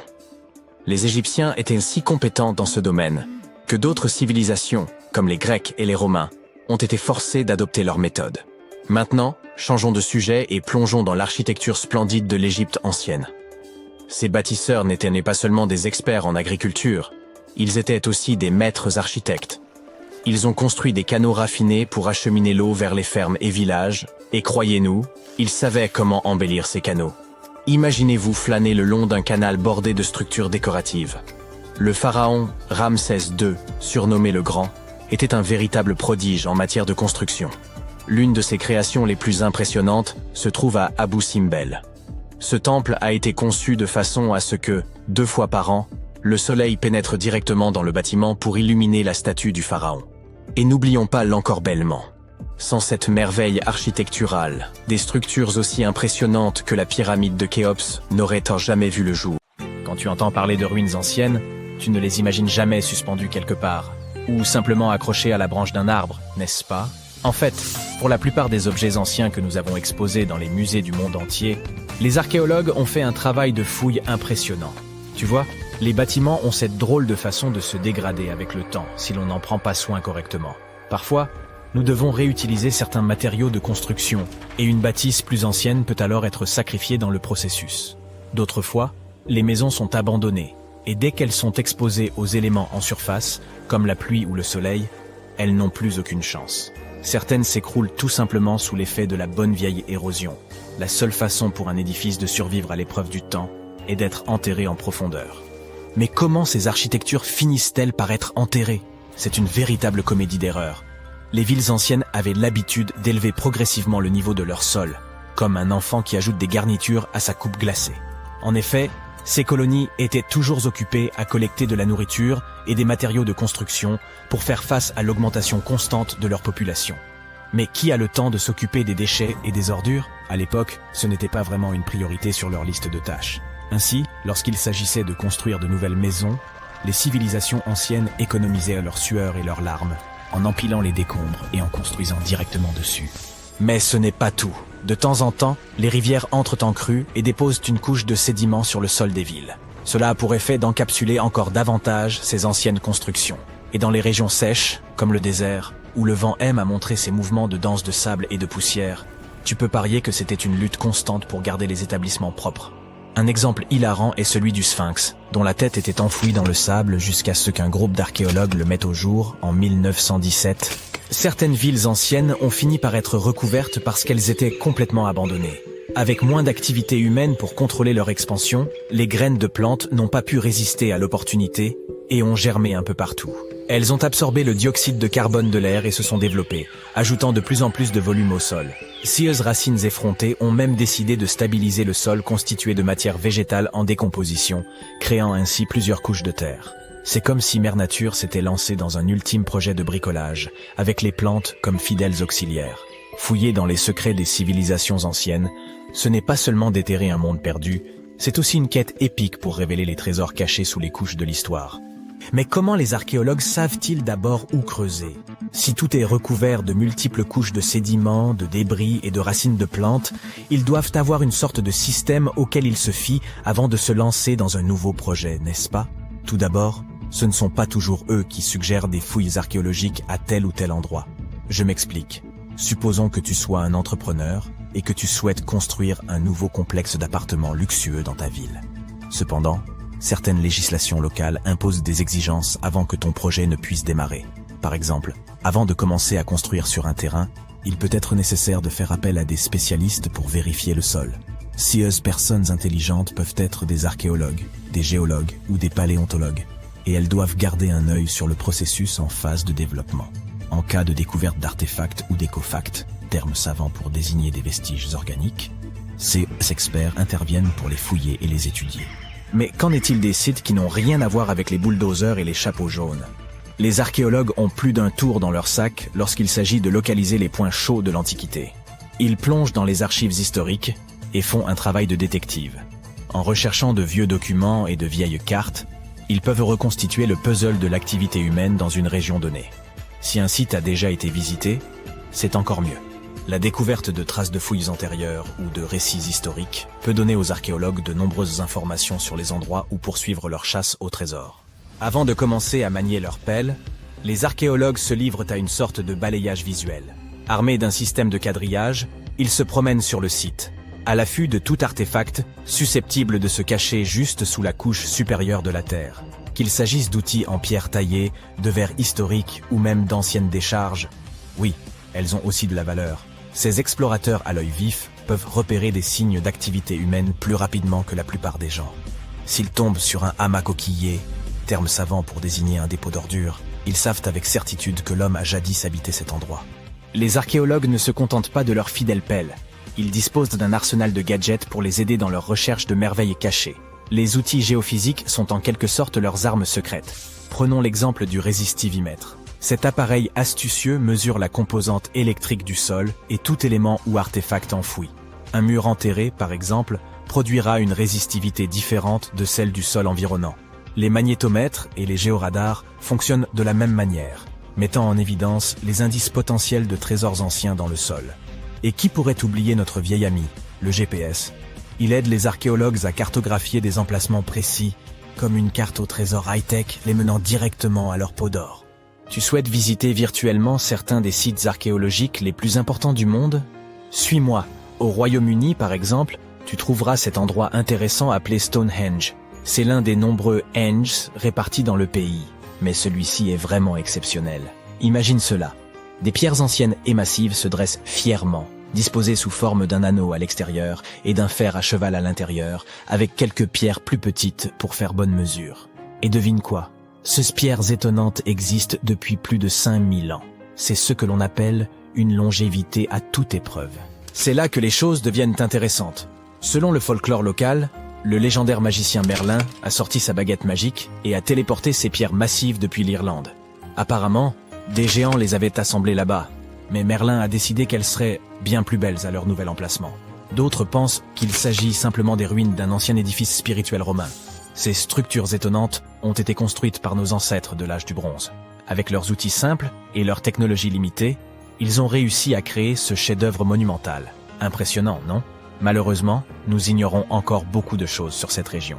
L'objectif initial de Stonehenge reste encore aujourd'hui un mystère. Certes, il existe de nombreuses théories, mais les scientifiques ne sont pas encore parvenus à se mettre d'accord sur le sujet. On sait cependant qu'il est parfaitement aligné pour accueillir le lever du soleil lors des solstices d'été et d'hiver. L'ancienne ville de Pompéi est un site archéologique tout aussi étonnant. Imagine un peu, le Vésuve, un fauteur de troubles notoires, a décidé de piquer une crise volcanique et a complètement recouvert cette ancienne ville romaine. Il l'a transformée en capsule temporelle, située à l'extérieur de l'actuelle Naples, en Italie. En 1748, une bande d'explorateurs aventureux est tombée sur Pompéi. Ils ont découvert alors un trésor de choses bien conservées. Des rues, des maisons, de la nourriture, probablement un peu périmée, des bijoux clinquants, des sculptures raffinées, des fresques colorées, des objets ménagers de tous les jours, et même des restes humains et animaux. C'était comme une fête archéologique épique. À première vue, Pompéi avait tout pour plaire. Des maisons et des villas de luxe, une immense arène de 20 000 places, de jolies petites boutiques d'artisans, des lieux de rencontre comme des tavernes, sans oublier les endroits coquins comme ces bains luxueux où l'on pouvait se faire dorloter intensément. Il y a aussi le sanctuaire d'Apollon, où les gens se réunissaient pour leur culte quotidien. Et bien sûr, le cœur animé de la ville, le forum de Pompéi, où tous les gens branchés avaient l'habitude de se retrouver. Et devine quoi ? Pompéi est tellement cool qu'elle a été inscrite sur la liste du patrimoine mondial de l'UNESCO en 1977. C'est en quelque sorte le panthéon de l'histoire. Cette liste comprend également de nombreux autres bâtiments et sites célèbres, comme le Taj Mahal en Inde et l'Acropole d'Athènes en Grèce. Vous savez ce qui est encore plus cool que les formes d'art anciennes ? Les formes d'art très anciennes et effrayantes. L'une d'elles a été découverte dans une grotte en Indonésie. Sur la paroi, il y avait un étrange dessin réalisé il y a environ 67 800 ans. Ce qui est aussi étrange, c'est que les gens dessinaient déjà à une époque aussi reculée. Les scientifiques pensaient que le besoin de créativité était apparu bien plus tard. Mais entrons dans cette grotte pour examiner cette œuvre de plus près. Les scientifiques ont découvert une image étrange sur l'île tropicale de Muna, au large de la côte sud-est de Sulawesi. Ici se trouve une grotte que les habitants appellent Liang Metaduno. On pourrait qualifier cet endroit de véritable exposition d'art ancien. Des silhouettes humaines, des bateaux avec des passagers, des cavaliers et d'autres dessins inhabituels ont été peints ici avec des pigments rouges, bruns et noirs. Mais récemment, les scientifiques ont trouvé quelque chose d'encore plus ancien et plus étrange. Toutes les images de cette grotte ont été réalisées il y a plusieurs milliers d'années. Cependant, le dessin récemment découvert s'est avéré vieux de plus de 67 000 ans. Ainsi, au plafond, à côté d'un dessin brun représentant un poulet, les spécialistes ont découvert deux mains. L'une d'elles avait un doigt pointu ressemblant à une griffe animale. Alors, qu'est-ce que ça signifie ? Les scientifiques pensent que l'auteur a voulu exprimer le lien entre l'humain et l'animal. Mais le simple fait de dessiner une telle main est aussi surprenant. D'habitude, dans les peintures rupestres, on voit des petites silhouettes humaines ou des animaux. Mais ici, l'auteur a décidé de tracer le contour de sa propre main et d'y ajouter une griffe. Cette œuvre montre l'intention de l'artiste. Il a représenté quelque chose qui n'existe pas, quelque chose que son imagination a inventé, et il l'a exprimé. Que voulait-il transmettre et que ressentait-il à ce moment-là ? Peut-être a-t-il connu les affres de la création ? Peut-être qu'après avoir terminé son dessin, il a appelé ses amis pour venir l'évaluer. Imaginez des foules d'hommes des cavernes se rendant à une exposition où un artiste célèbre a créé une nouvelle œuvre. Tout le monde admire la main griffue, applaudit et donne sa propre interprétation de l'image. Dans notre esprit, on a souvent l'impression qu'autrefois, les gens étaient des sauvages qui comprenaient très peu de choses. Mais et s'ils n'étaient pas si différents de nous ? Eux aussi aimaient l'art. Ils se mettaient en colère, ils ressentaient l'envie, la tristesse et éprouvaient les mêmes émotions. Ils vivaient comme nous, mais sans la technologie. Les vestiges archéologiques comme celui-ci nous aident vraiment à mieux comprendre le développement de l'humanité. Mais pourquoi les scientifiques pensent-ils qu'il s'agissait d'abord d'un pochoir de main humaine ? Peut-être que c'était une sorte de créature, comme un yéti, et que ses mains ressemblaient vraiment à des pattes d'animal. Les spécialistes disent que les empreintes de mains étaient peut-être liées à des rituels pour éloigner le malheur. Et si l'auteur avait tenté de chasser la malchance avec sa main et y avait ajouté une griffe pour la rendre plus effrayante. De manière générale, après cette découverte en Malaisie, les chercheurs ont remis en question la vision eurocentrique de l'intelligence des peuples anciens.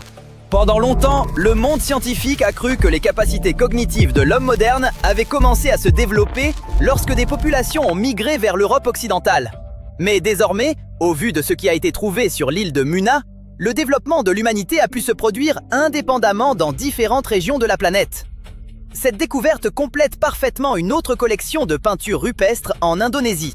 En 2019, des scientifiques ont découvert des représentations de silhouettes humaines, avec des têtes et des queues d'animaux. Ces étranges créatures chassaient des phacochères et des buffles nains endémiques. Peut-être que les auteurs s'imaginaient comme ces êtres mi-animaux, mi-humains, et voulaient se donner l'apparence d'animaux. Ces dessins datent d'environ 51 000 ans. La main griffue a environ 67 800 ans, ce qui en fait le plus ancien exemple connu d'art rupestre au monde. Passons maintenant à une époque plus récente, le XVe siècle.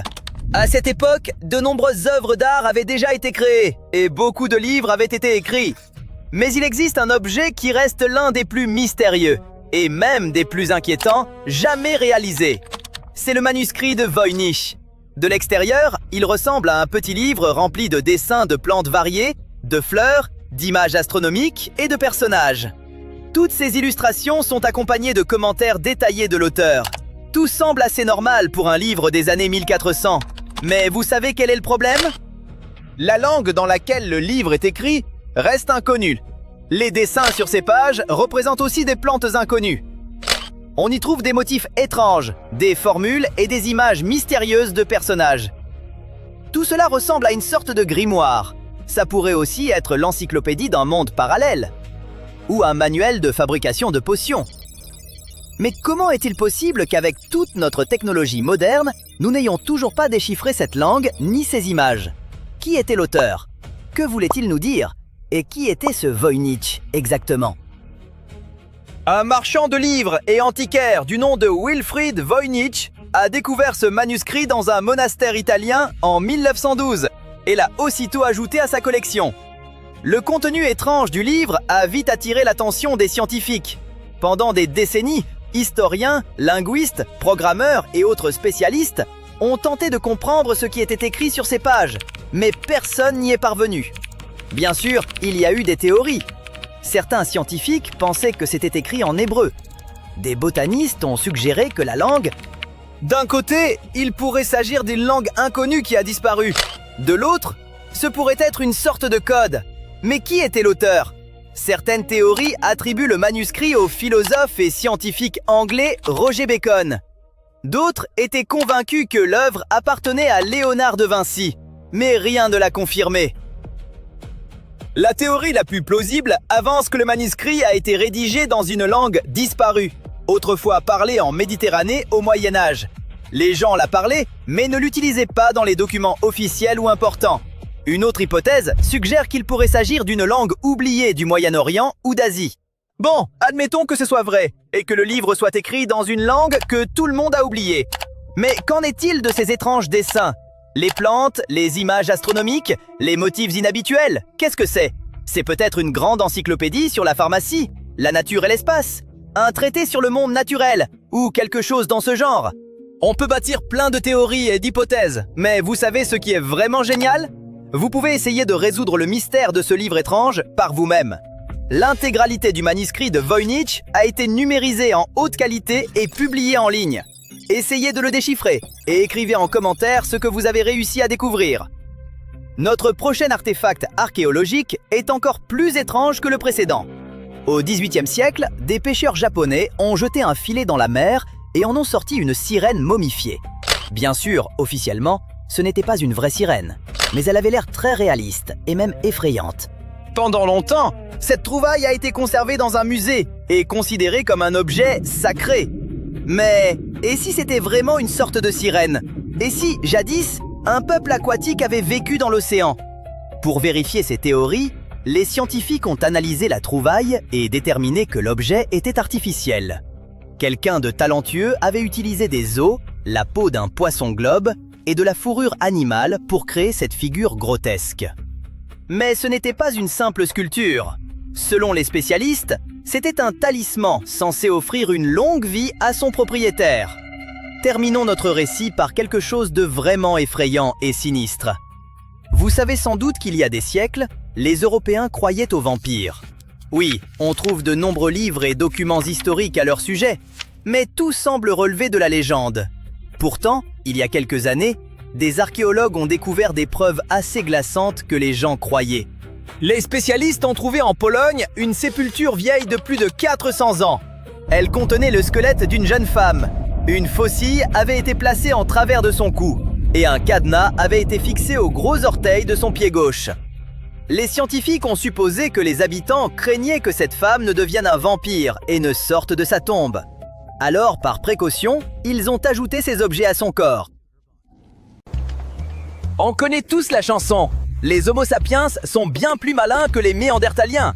Les Néandertaliens étaient primitifs et nous, on est bien plus évolués qu'eux, pas vrai? Qu'est-ce qui vous vient à l'esprit quand vous entendez le mot « usine » ? Sûrement quelque chose comme ça. Plein de gens qui travaillent dans différents services. D'énormes chaînes de production, de l'emballage, du tri. Impossible d'imaginer un néandertalien là-dedans. Eh, pas si vite avec l'évolutionnisme.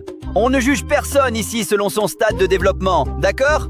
Et d'ailleurs, les néandertaliens avaient leurs propres usines impressionnantes. Pas de convoyeurs ni de robots industriels, mais plutôt avancés pour l'époque. La chaîne de production dont je parle se trouvait dans un endroit qu'on appelle aujourd'hui l'Allemagne. Ce qui est amusant, c'est que c'est un pays qui regorge encore d'usines et qui a une longue tradition du travail mécanique. On dirait la continuité de cette tradition. Et maintenant, pouf! Retour 125 000 ans en arrière, au moment où cette toute première usine est apparue.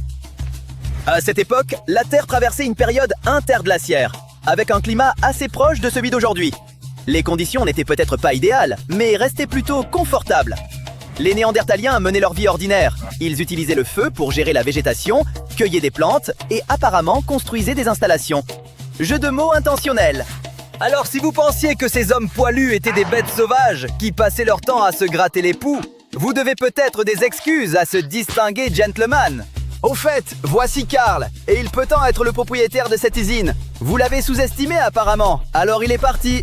Mais moi, je vais continuer à vous parler de cette avancée interglaciaire. Des archéologues ont récemment montré que les Néandertaliens avaient délibérément choisi un site au bord d'un lac pour traiter les os d'au moins 172 mammifères, dont des cerfs, des chevaux et des aurochs, une espèce de bovidé aujourd'hui disparue.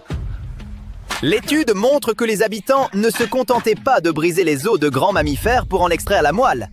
Ils les broyaient aussi en milliers de fragments et les chauffaient dans l'eau pour en tirer de la graisse osseuse, très riche en calories. Imaginez une manufacture alimentaire qui prépare une bonne soupe prête à être mise en rayon au supermarché du coin. Je sais, ça paraît tiré par les cheveux, mais ce que je veux montrer, c'est qu'on a désormais la preuve que même les Néandertaliens maîtrisaient des techniques avancées de transformation alimentaire. C'était intensif, organisé et stratégique. Les Néandertaliens géraient clairement leurs ressources avec précision. Certains planifiaient les chasses. D'autres se chargeaient du transport des carcasses, tandis qu'un autre groupe s'occupait de fondre la graisse dans une zone dédiée. Ils n'avaient certes pas de nutritionniste, mais ils comprenaient la valeur nutritionnelle de la graisse et comment y accéder efficacement. Un seul exemple, les scientifiques pensent aujourd'hui que pour stocker des parties de carcasses, ils les cachaient à travers le paysage avant de les transporter vers le site de fonte. Vous savez comment toute usine doit atteindre ses objectifs de production? Eh bien, c'était pareil ici. Les experts pensent que les Néandertaliens savaient qu'il y avait un certain quota de graisse à atteindre pour que le processus, littéralement broyeur d'os, en vaille la peine. Vous allez me dire, bon, c'est qu'un seul exemple. Ça ne prouve pas que les Néandertaliens étaient si avancés. C'est vrai, bien vu. Mais il y a d'autres exemples. Et en voici un.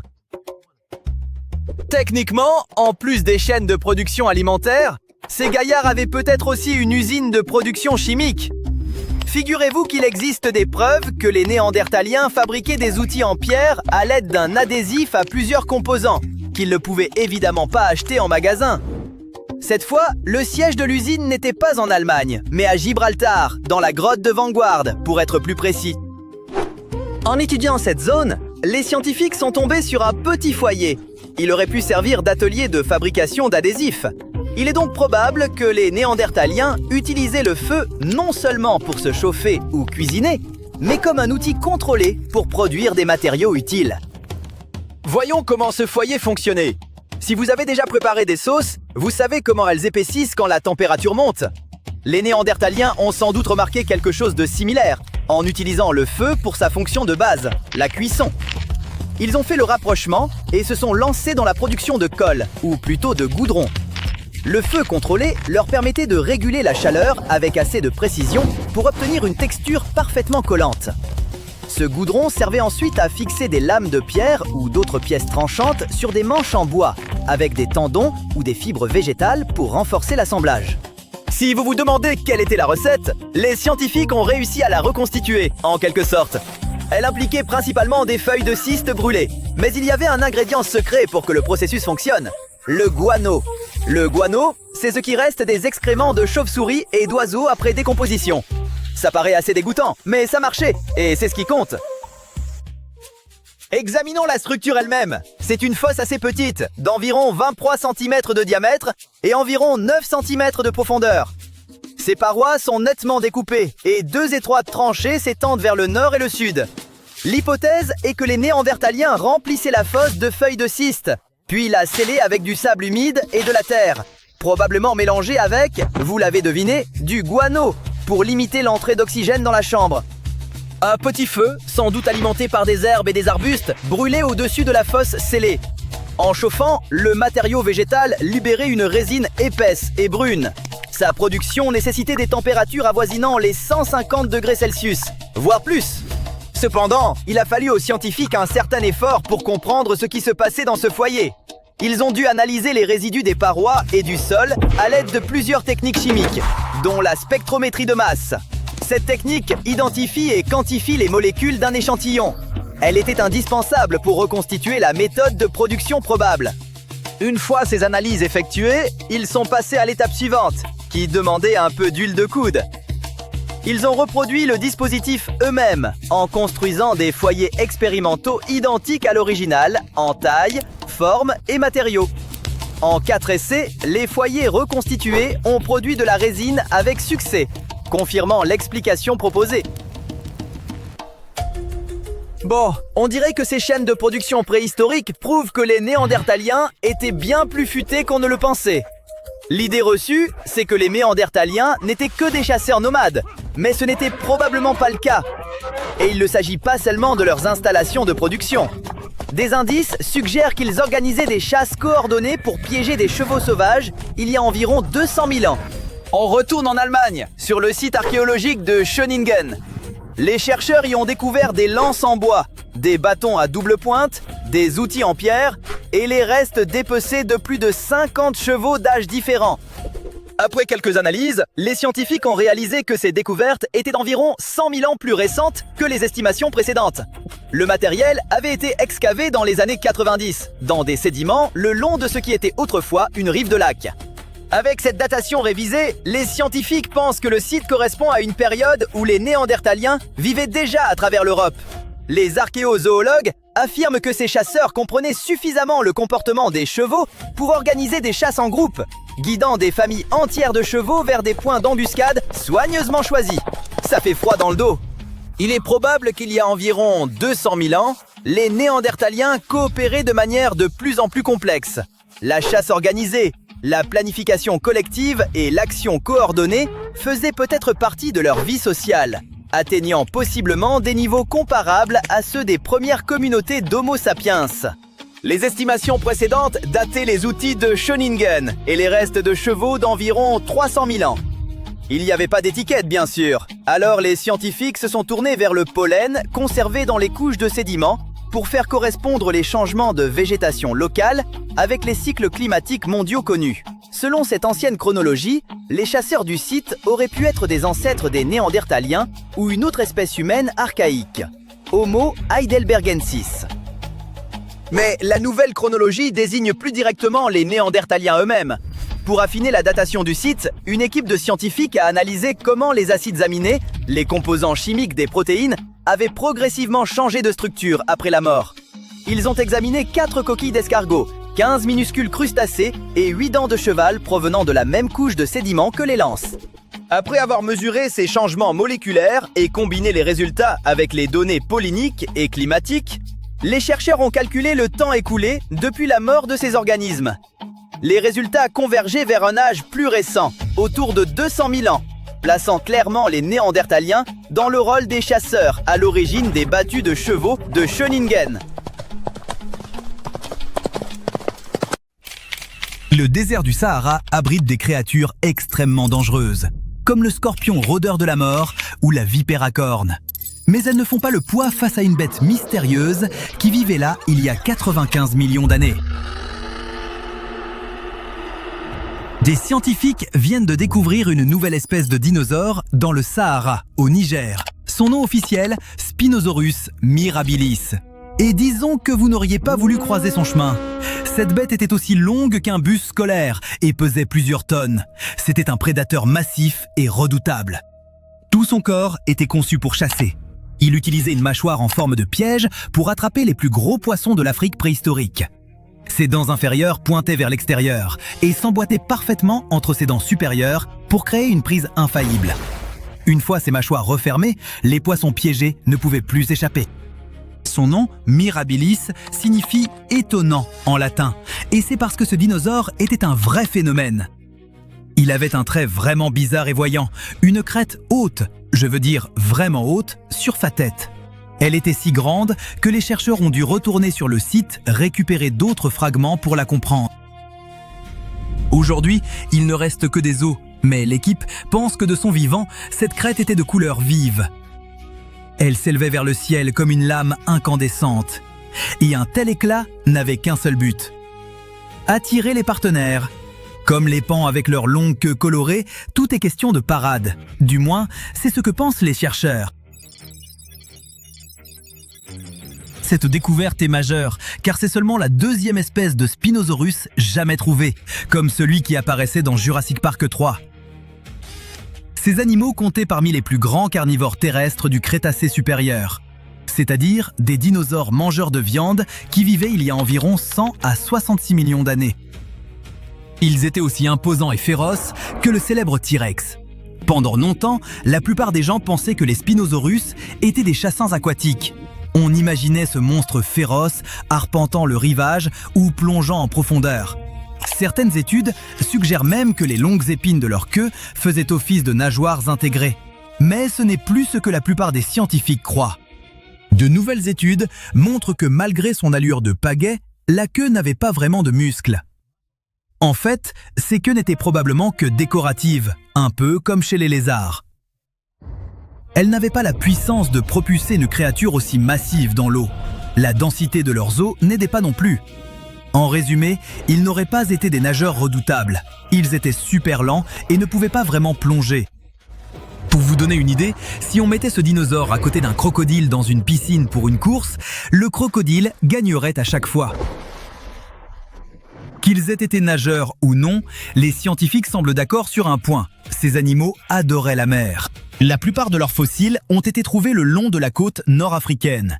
Mais l'espèce Mirabilis est arrivée et a tout changé. Ces restes ont été trouvés dans le Sahara, où il n'y a pas une goutte d'eau à l'horizon aujourd'hui.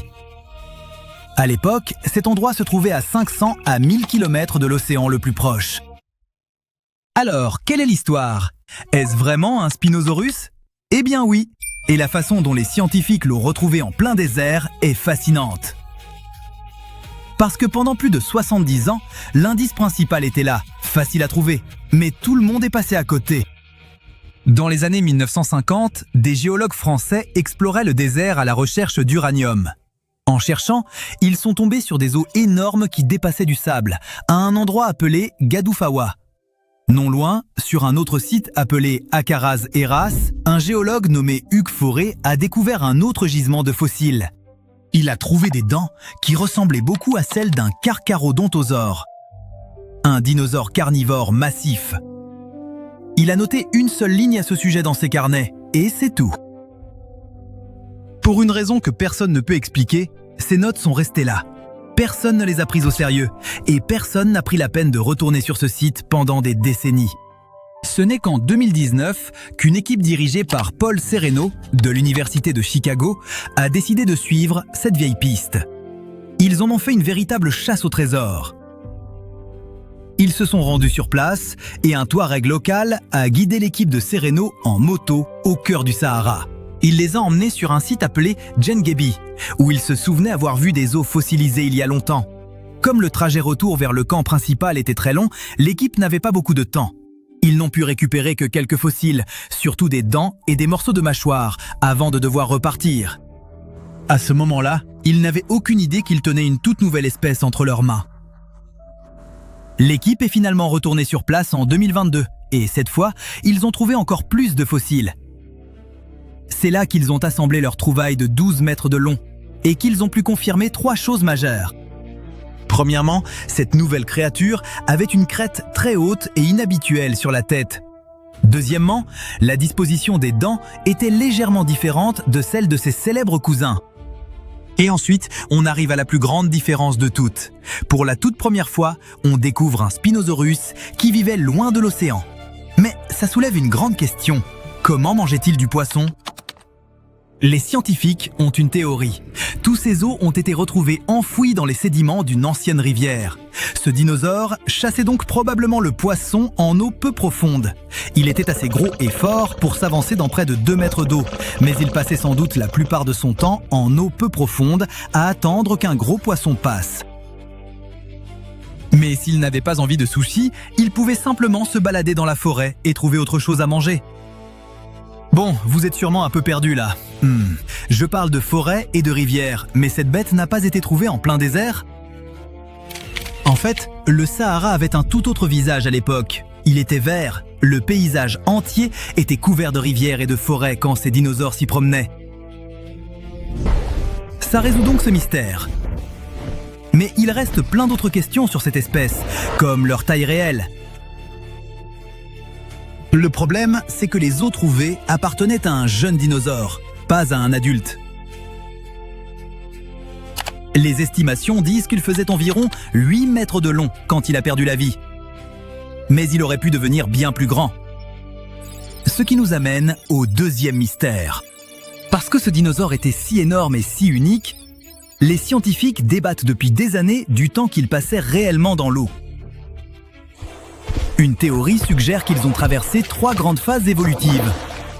D'abord, bien avant, au Jurassique, ils ont développé ces longs museaux de crocodile, parfaits pour attraper du poisson. Ensuite, au début du Crétacé, ils ont vraiment pris le dessus. Ils se sont rapprochés de la mer et sont devenus les prédateurs dominants le long des côtes anciennes. La dernière phase s'est produite au moment où l'océan Atlantique s'ouvrait. C'est là qu'ils ont atteint leur taille record. Ils sont devenus des spécialistes de l'embuscade en eau peu profonde, principalement en Afrique du Nord et en Amérique du Sud. Mais leur règne n'a pas duré éternellement. Il y a environ 95 millions d'années, des changements climatiques brutaux ont fait monter le niveau des mers. Leur habitat a été bouleversé, les poussant au bord de l'extinction.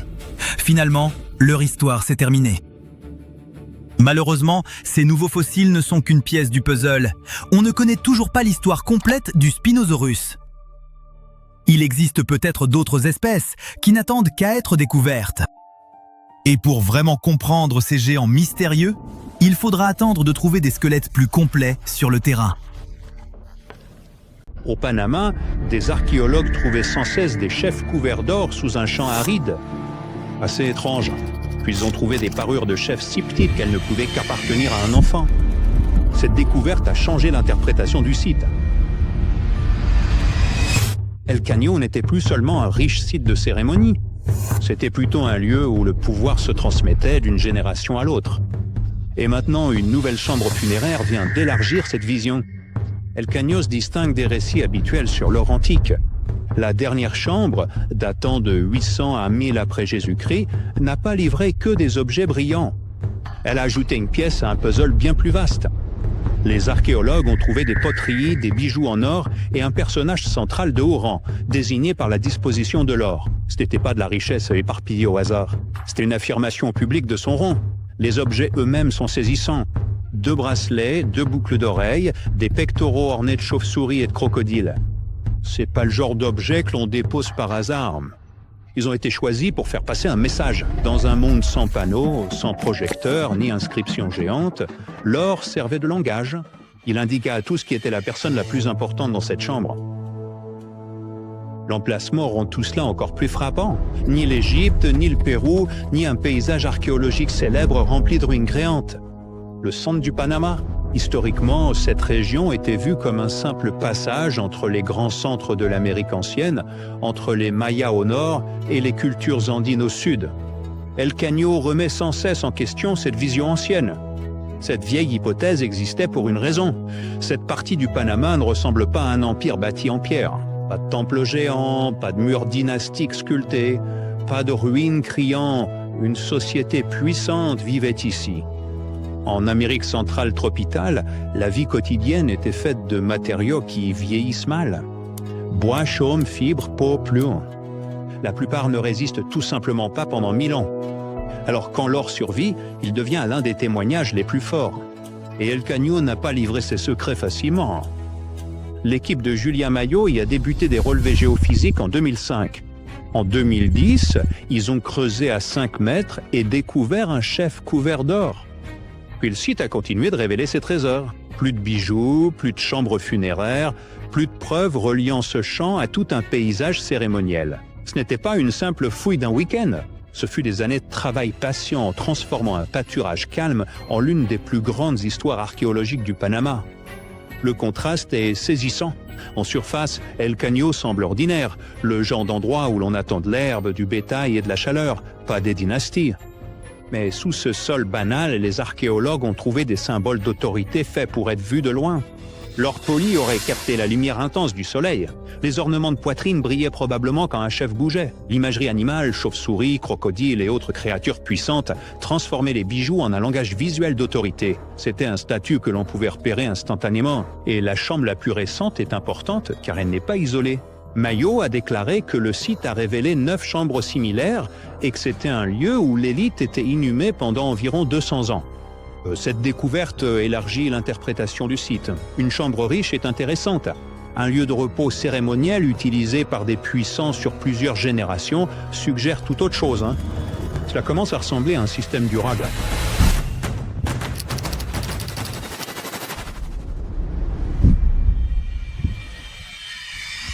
On voit ce système encore plus clairement dans une autre découverte majeure d'El Caño de 2024. Les archéologues ont découvert la chambre commune d'un important seigneur Coquelet enterré vers 750 à 800 de notre ère. À l'intérieur se trouvaient des ornements en or, des objets en céramique, des cloches, des jupes et un ensemble de flûtes. L'équipe l'a surnommé le Seigneur des flûtes, ce qui semble presque légendaire jusqu'à ce qu'on se rappelle que ce n'est pas un mythe. C'est une personne réelle, issue d'une véritable tradition cérémoniale trouvée sur le même site. L'ampleur s'accroît encore davantage autour de cette sépulture. Les chercheurs ont trouvé de nombreux autres individus placés dans le même cadre. Les rapports indiquent que le total pourrait dépasser les 30 personnes. À ce stade, vous ne regardez plus une seule personne importante avec une collection d'objets. Vous assistez à un événement, une mise en scène chorégraphiée, un message à tous, montrant que ce chef était au centre d'un ordre social bien plus vaste. Cette interprétation est étayée par la recherche. Une étude de 2020 sur les multiples chambres d'El Caño a révélé le même schéma de base. Un individu au statut le plus élevé, avec d'autres personnes disposées autour de cette figure centrale, et le sentiment fort que toute la composition représentait l'ordre social. Les auteurs ont également conclu que certaines de ces cérémonies finales impliquaient des pratiques rituelles très dures. La disposition elle-même faisait partie de la mise en scène du pouvoir. Revenons maintenant aux insignes de taille enfantine, car c'est peut-être l'indice le plus étrange de tous. L'une des premières percées de Maillot a eu lieu lorsqu'elle a réalisé qu'un ensemble de minuscules objets en or était trop petit pour un adulte. Il semble avoir appartenu à un bébé paré comme un chef. Plus tard, l'équipe a trouvé des brassards en or sur le squelette d'un garçon de 12 ans. Les deux découvertes pointent dans la même direction. Ici, le statut n'était peut-être pas quelque chose qu'une personne gagnait tard dans sa vie. Il a pu commencer dès la naissance. Cette implication est significative. Si le rang passait de père en fils, alors El Caño ne nous montrait pas quelques chefs isolés. Cela révélait un système de pouvoir héréditaire. Cela signifie des familles établies, une succession et des règles assez fortes pour que toute une communauté les reconnaisse. Des spécialistes de l'orfèvrerie devaient exister.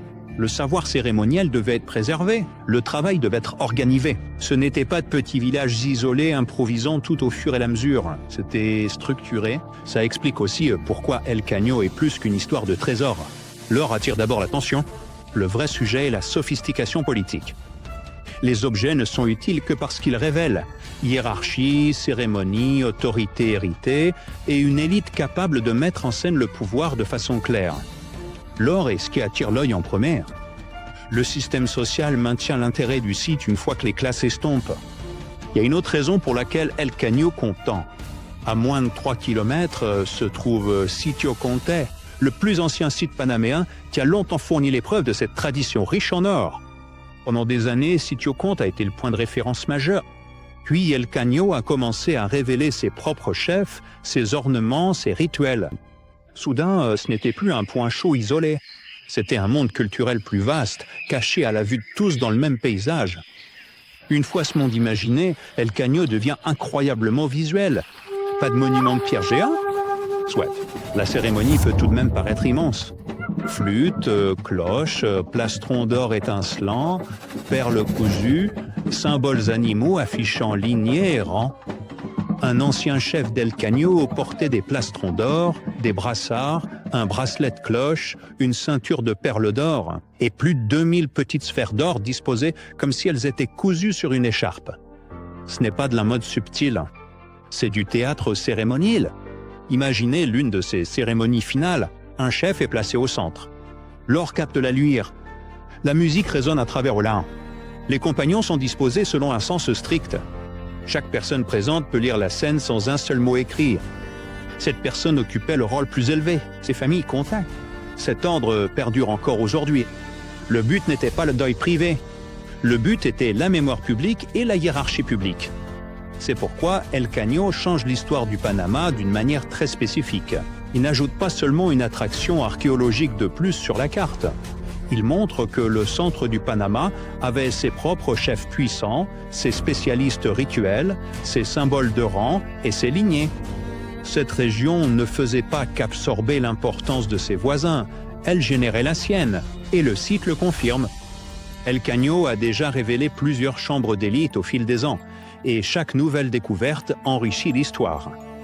La découverte clé ici n'est pas un bracelet, une boucle d'oreille ou même une chambre remplie d'or. C'est de réaliser qu'un champ ordinaire cachait un cimetière de souverains et les indices d'un système de pouvoir oublié, présent depuis toujours. Il y a 40 000 ans, quelqu'un a gravé quelques lignes et points minuscules sur un morceau d'os. Et cette petite marque pourrait être le plus ancien disque dur jamais créé par l'humanité. Les scientifiques pensent aujourd'hui que ces hommes de l'ère glaciaire ne gribouillaient pas au hasard, mais enregistraient de véritables informations. Des données structurées, organisées, reproductibles. Et cette découverte bouleverse complètement la chronologie de l'intelligence humaine. Pendant des décennies, les archéologues n'ont cessé de trouver d'étranges symboles gravés sur des outils et des sculptures de l'âge de pierre. Des formes simples, croix, points, traits courts et petites encoches taillées dans l'os ou l'ivoire.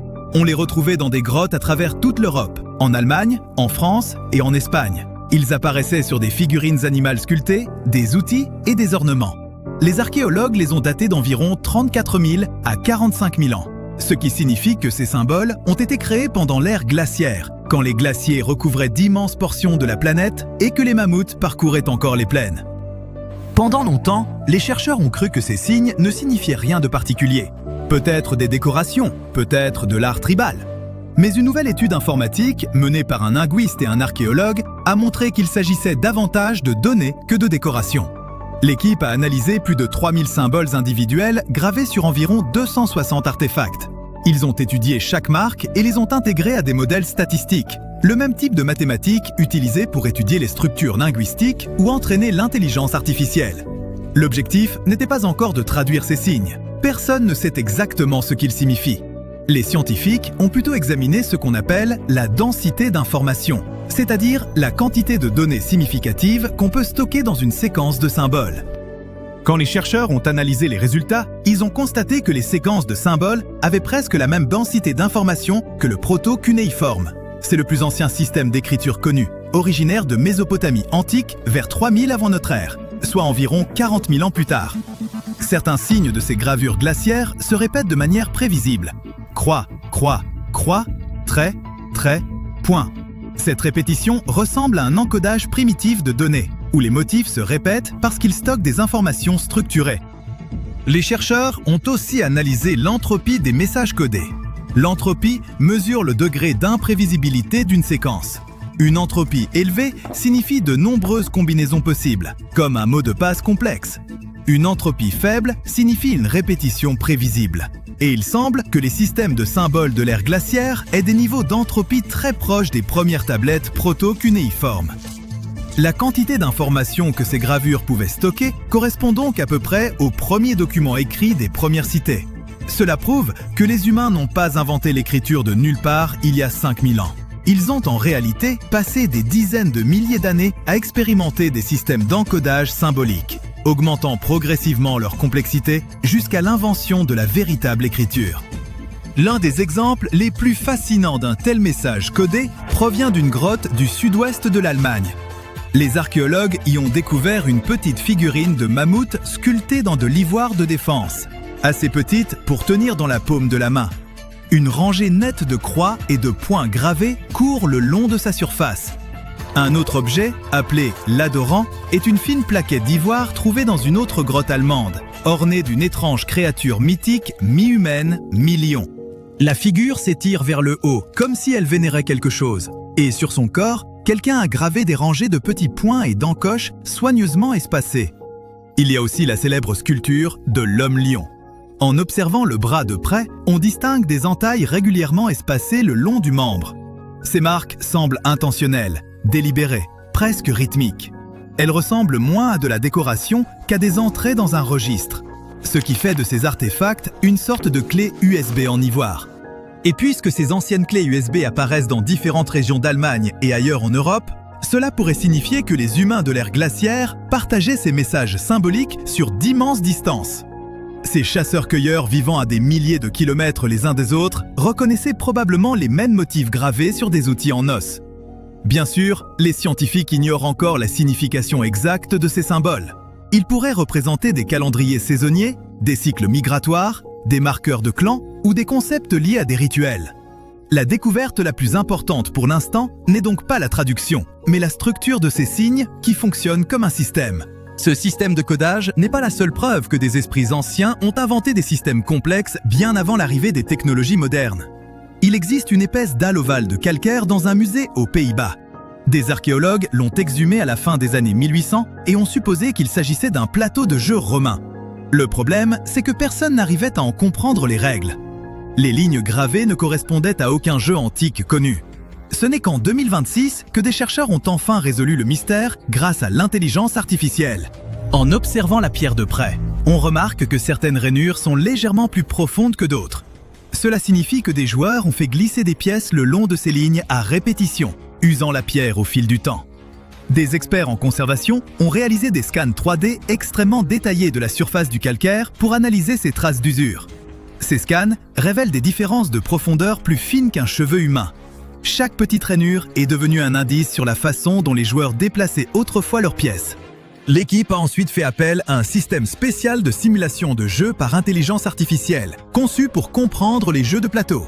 Ils ont alimenté le système avec les règles d'environ 100 jeux historiques et lui ont demandé de tester des possibilités sur une copie numérique du plateau romain. L'IA a joué des milliers de parties simulées contre elle-même, essayant à chaque fois différentes combinaisons de règles. Pour chaque ensemble de règles, elle suivait les déplacements des pièces et comparait ses trajectoires aux traces d'usure sur la vraie pierre.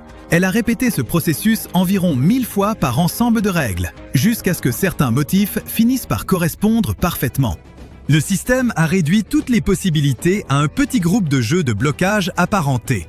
Dans ce type de jeu de stratégie, 2 joueurs déplacent des pièces le long de parcours fixes, en essayant de piéger les pièces adverses dans des coins ou des impasses. Si vous avez déjà joué au morpion ou aux dames, vous comprenez le principe. Contrôlez l'espace, anticipez le prochain coup de l'adversaire et refermez le piège. Les simulations montrent que les Romains jouaient très probablement avec de petits jetons en verre, en os ou en céramique, glissant le long de ces rainures gravées. Et cette découverte est plus importante qu'on ne le pense. Les historiens croyaient que les jeux de blocage étaient apparus au début du Moyen-Âge européen, des siècles après la chute de l'Empire romain. Mais ce plateau de calcaire leur a montré que de tels jeux existaient près de 1000 ans plus tôt. Les joueurs romains disposaient donc de jeux de stratégie qui les aidaient à développer l'anticipation, la reconnaissance de schémas et la réflexion sur différentes combinaisons et possibilités. Voyageons maintenant encore plus loin dans le temps, bien avant les cités romaines et toute forme d'écriture. Notre destination, les gorges d'Olduvai, dans le nord de la Tanzanie, l'un des plus anciens sites archéologiques majeurs de la Terre. En 2025, des chercheurs étudiant la zone ont découvert quelque chose d'inattendu dans des sédiments anciens. Un ensemble d'outils fabriqués à partir d'os longs d'éléphants et d'hippopotames, datant d'environ 1,5 million d'années. Les scientifiques ont trouvé 27 outils en os, certains mesurant près de 38 cm, taillés en lames tranchantes. Les premiers humains les utilisaient très probablement sur des carcasses animales ou pour travailler des matériaux résistants. À première vue, il semble simple, mais il apparaît que les artisans les ont façonnés par percussion, le même procédé utilisé pour tailler les outils en pierre. La percussion consiste à frapper un matériau avec précision pour en détacher de petits éclats et former progressivement un tranchant. L'os se comporte très différemment de la pierre. Il contient du collagène, ce qui le rend légèrement souple et élastique. Si on frappe trop fort, il se brise de façon imprévisible. Trop doucement et rien ne se passe. Celui qui fabriquait ces outils comprenait donc le comportement du matériau. Il adaptait sa technique pour façonner l'os sans le détruire. Les archéologues pensent qu'Homo erectus, une espèce humaine primitive aux proportions corporelles proches des nôtres, a créé ces instruments. Il semble aussi que les artisans préféraient les os longs et épais, les parties les plus solides du squelette animal. Pour faire ce choix, il faut comprendre l'anatomie et la résistance des matériaux. Les ingénieurs d'aujourd'hui utilisent encore cette même logique pour choisir les matériaux de leurs machines. Quand on rassemble toutes ces découvertes, on constate que nos ancêtres ont conçu des systèmes, inventé des technologies, stocké des informations et joué à des jeux complexes bien avant l'apparition de la civilisation moderne. Nous ne sommes donc pas devenus intelligents du jour au lendemain. Nous construisons notre savoir depuis des dizaines de milliers d'années.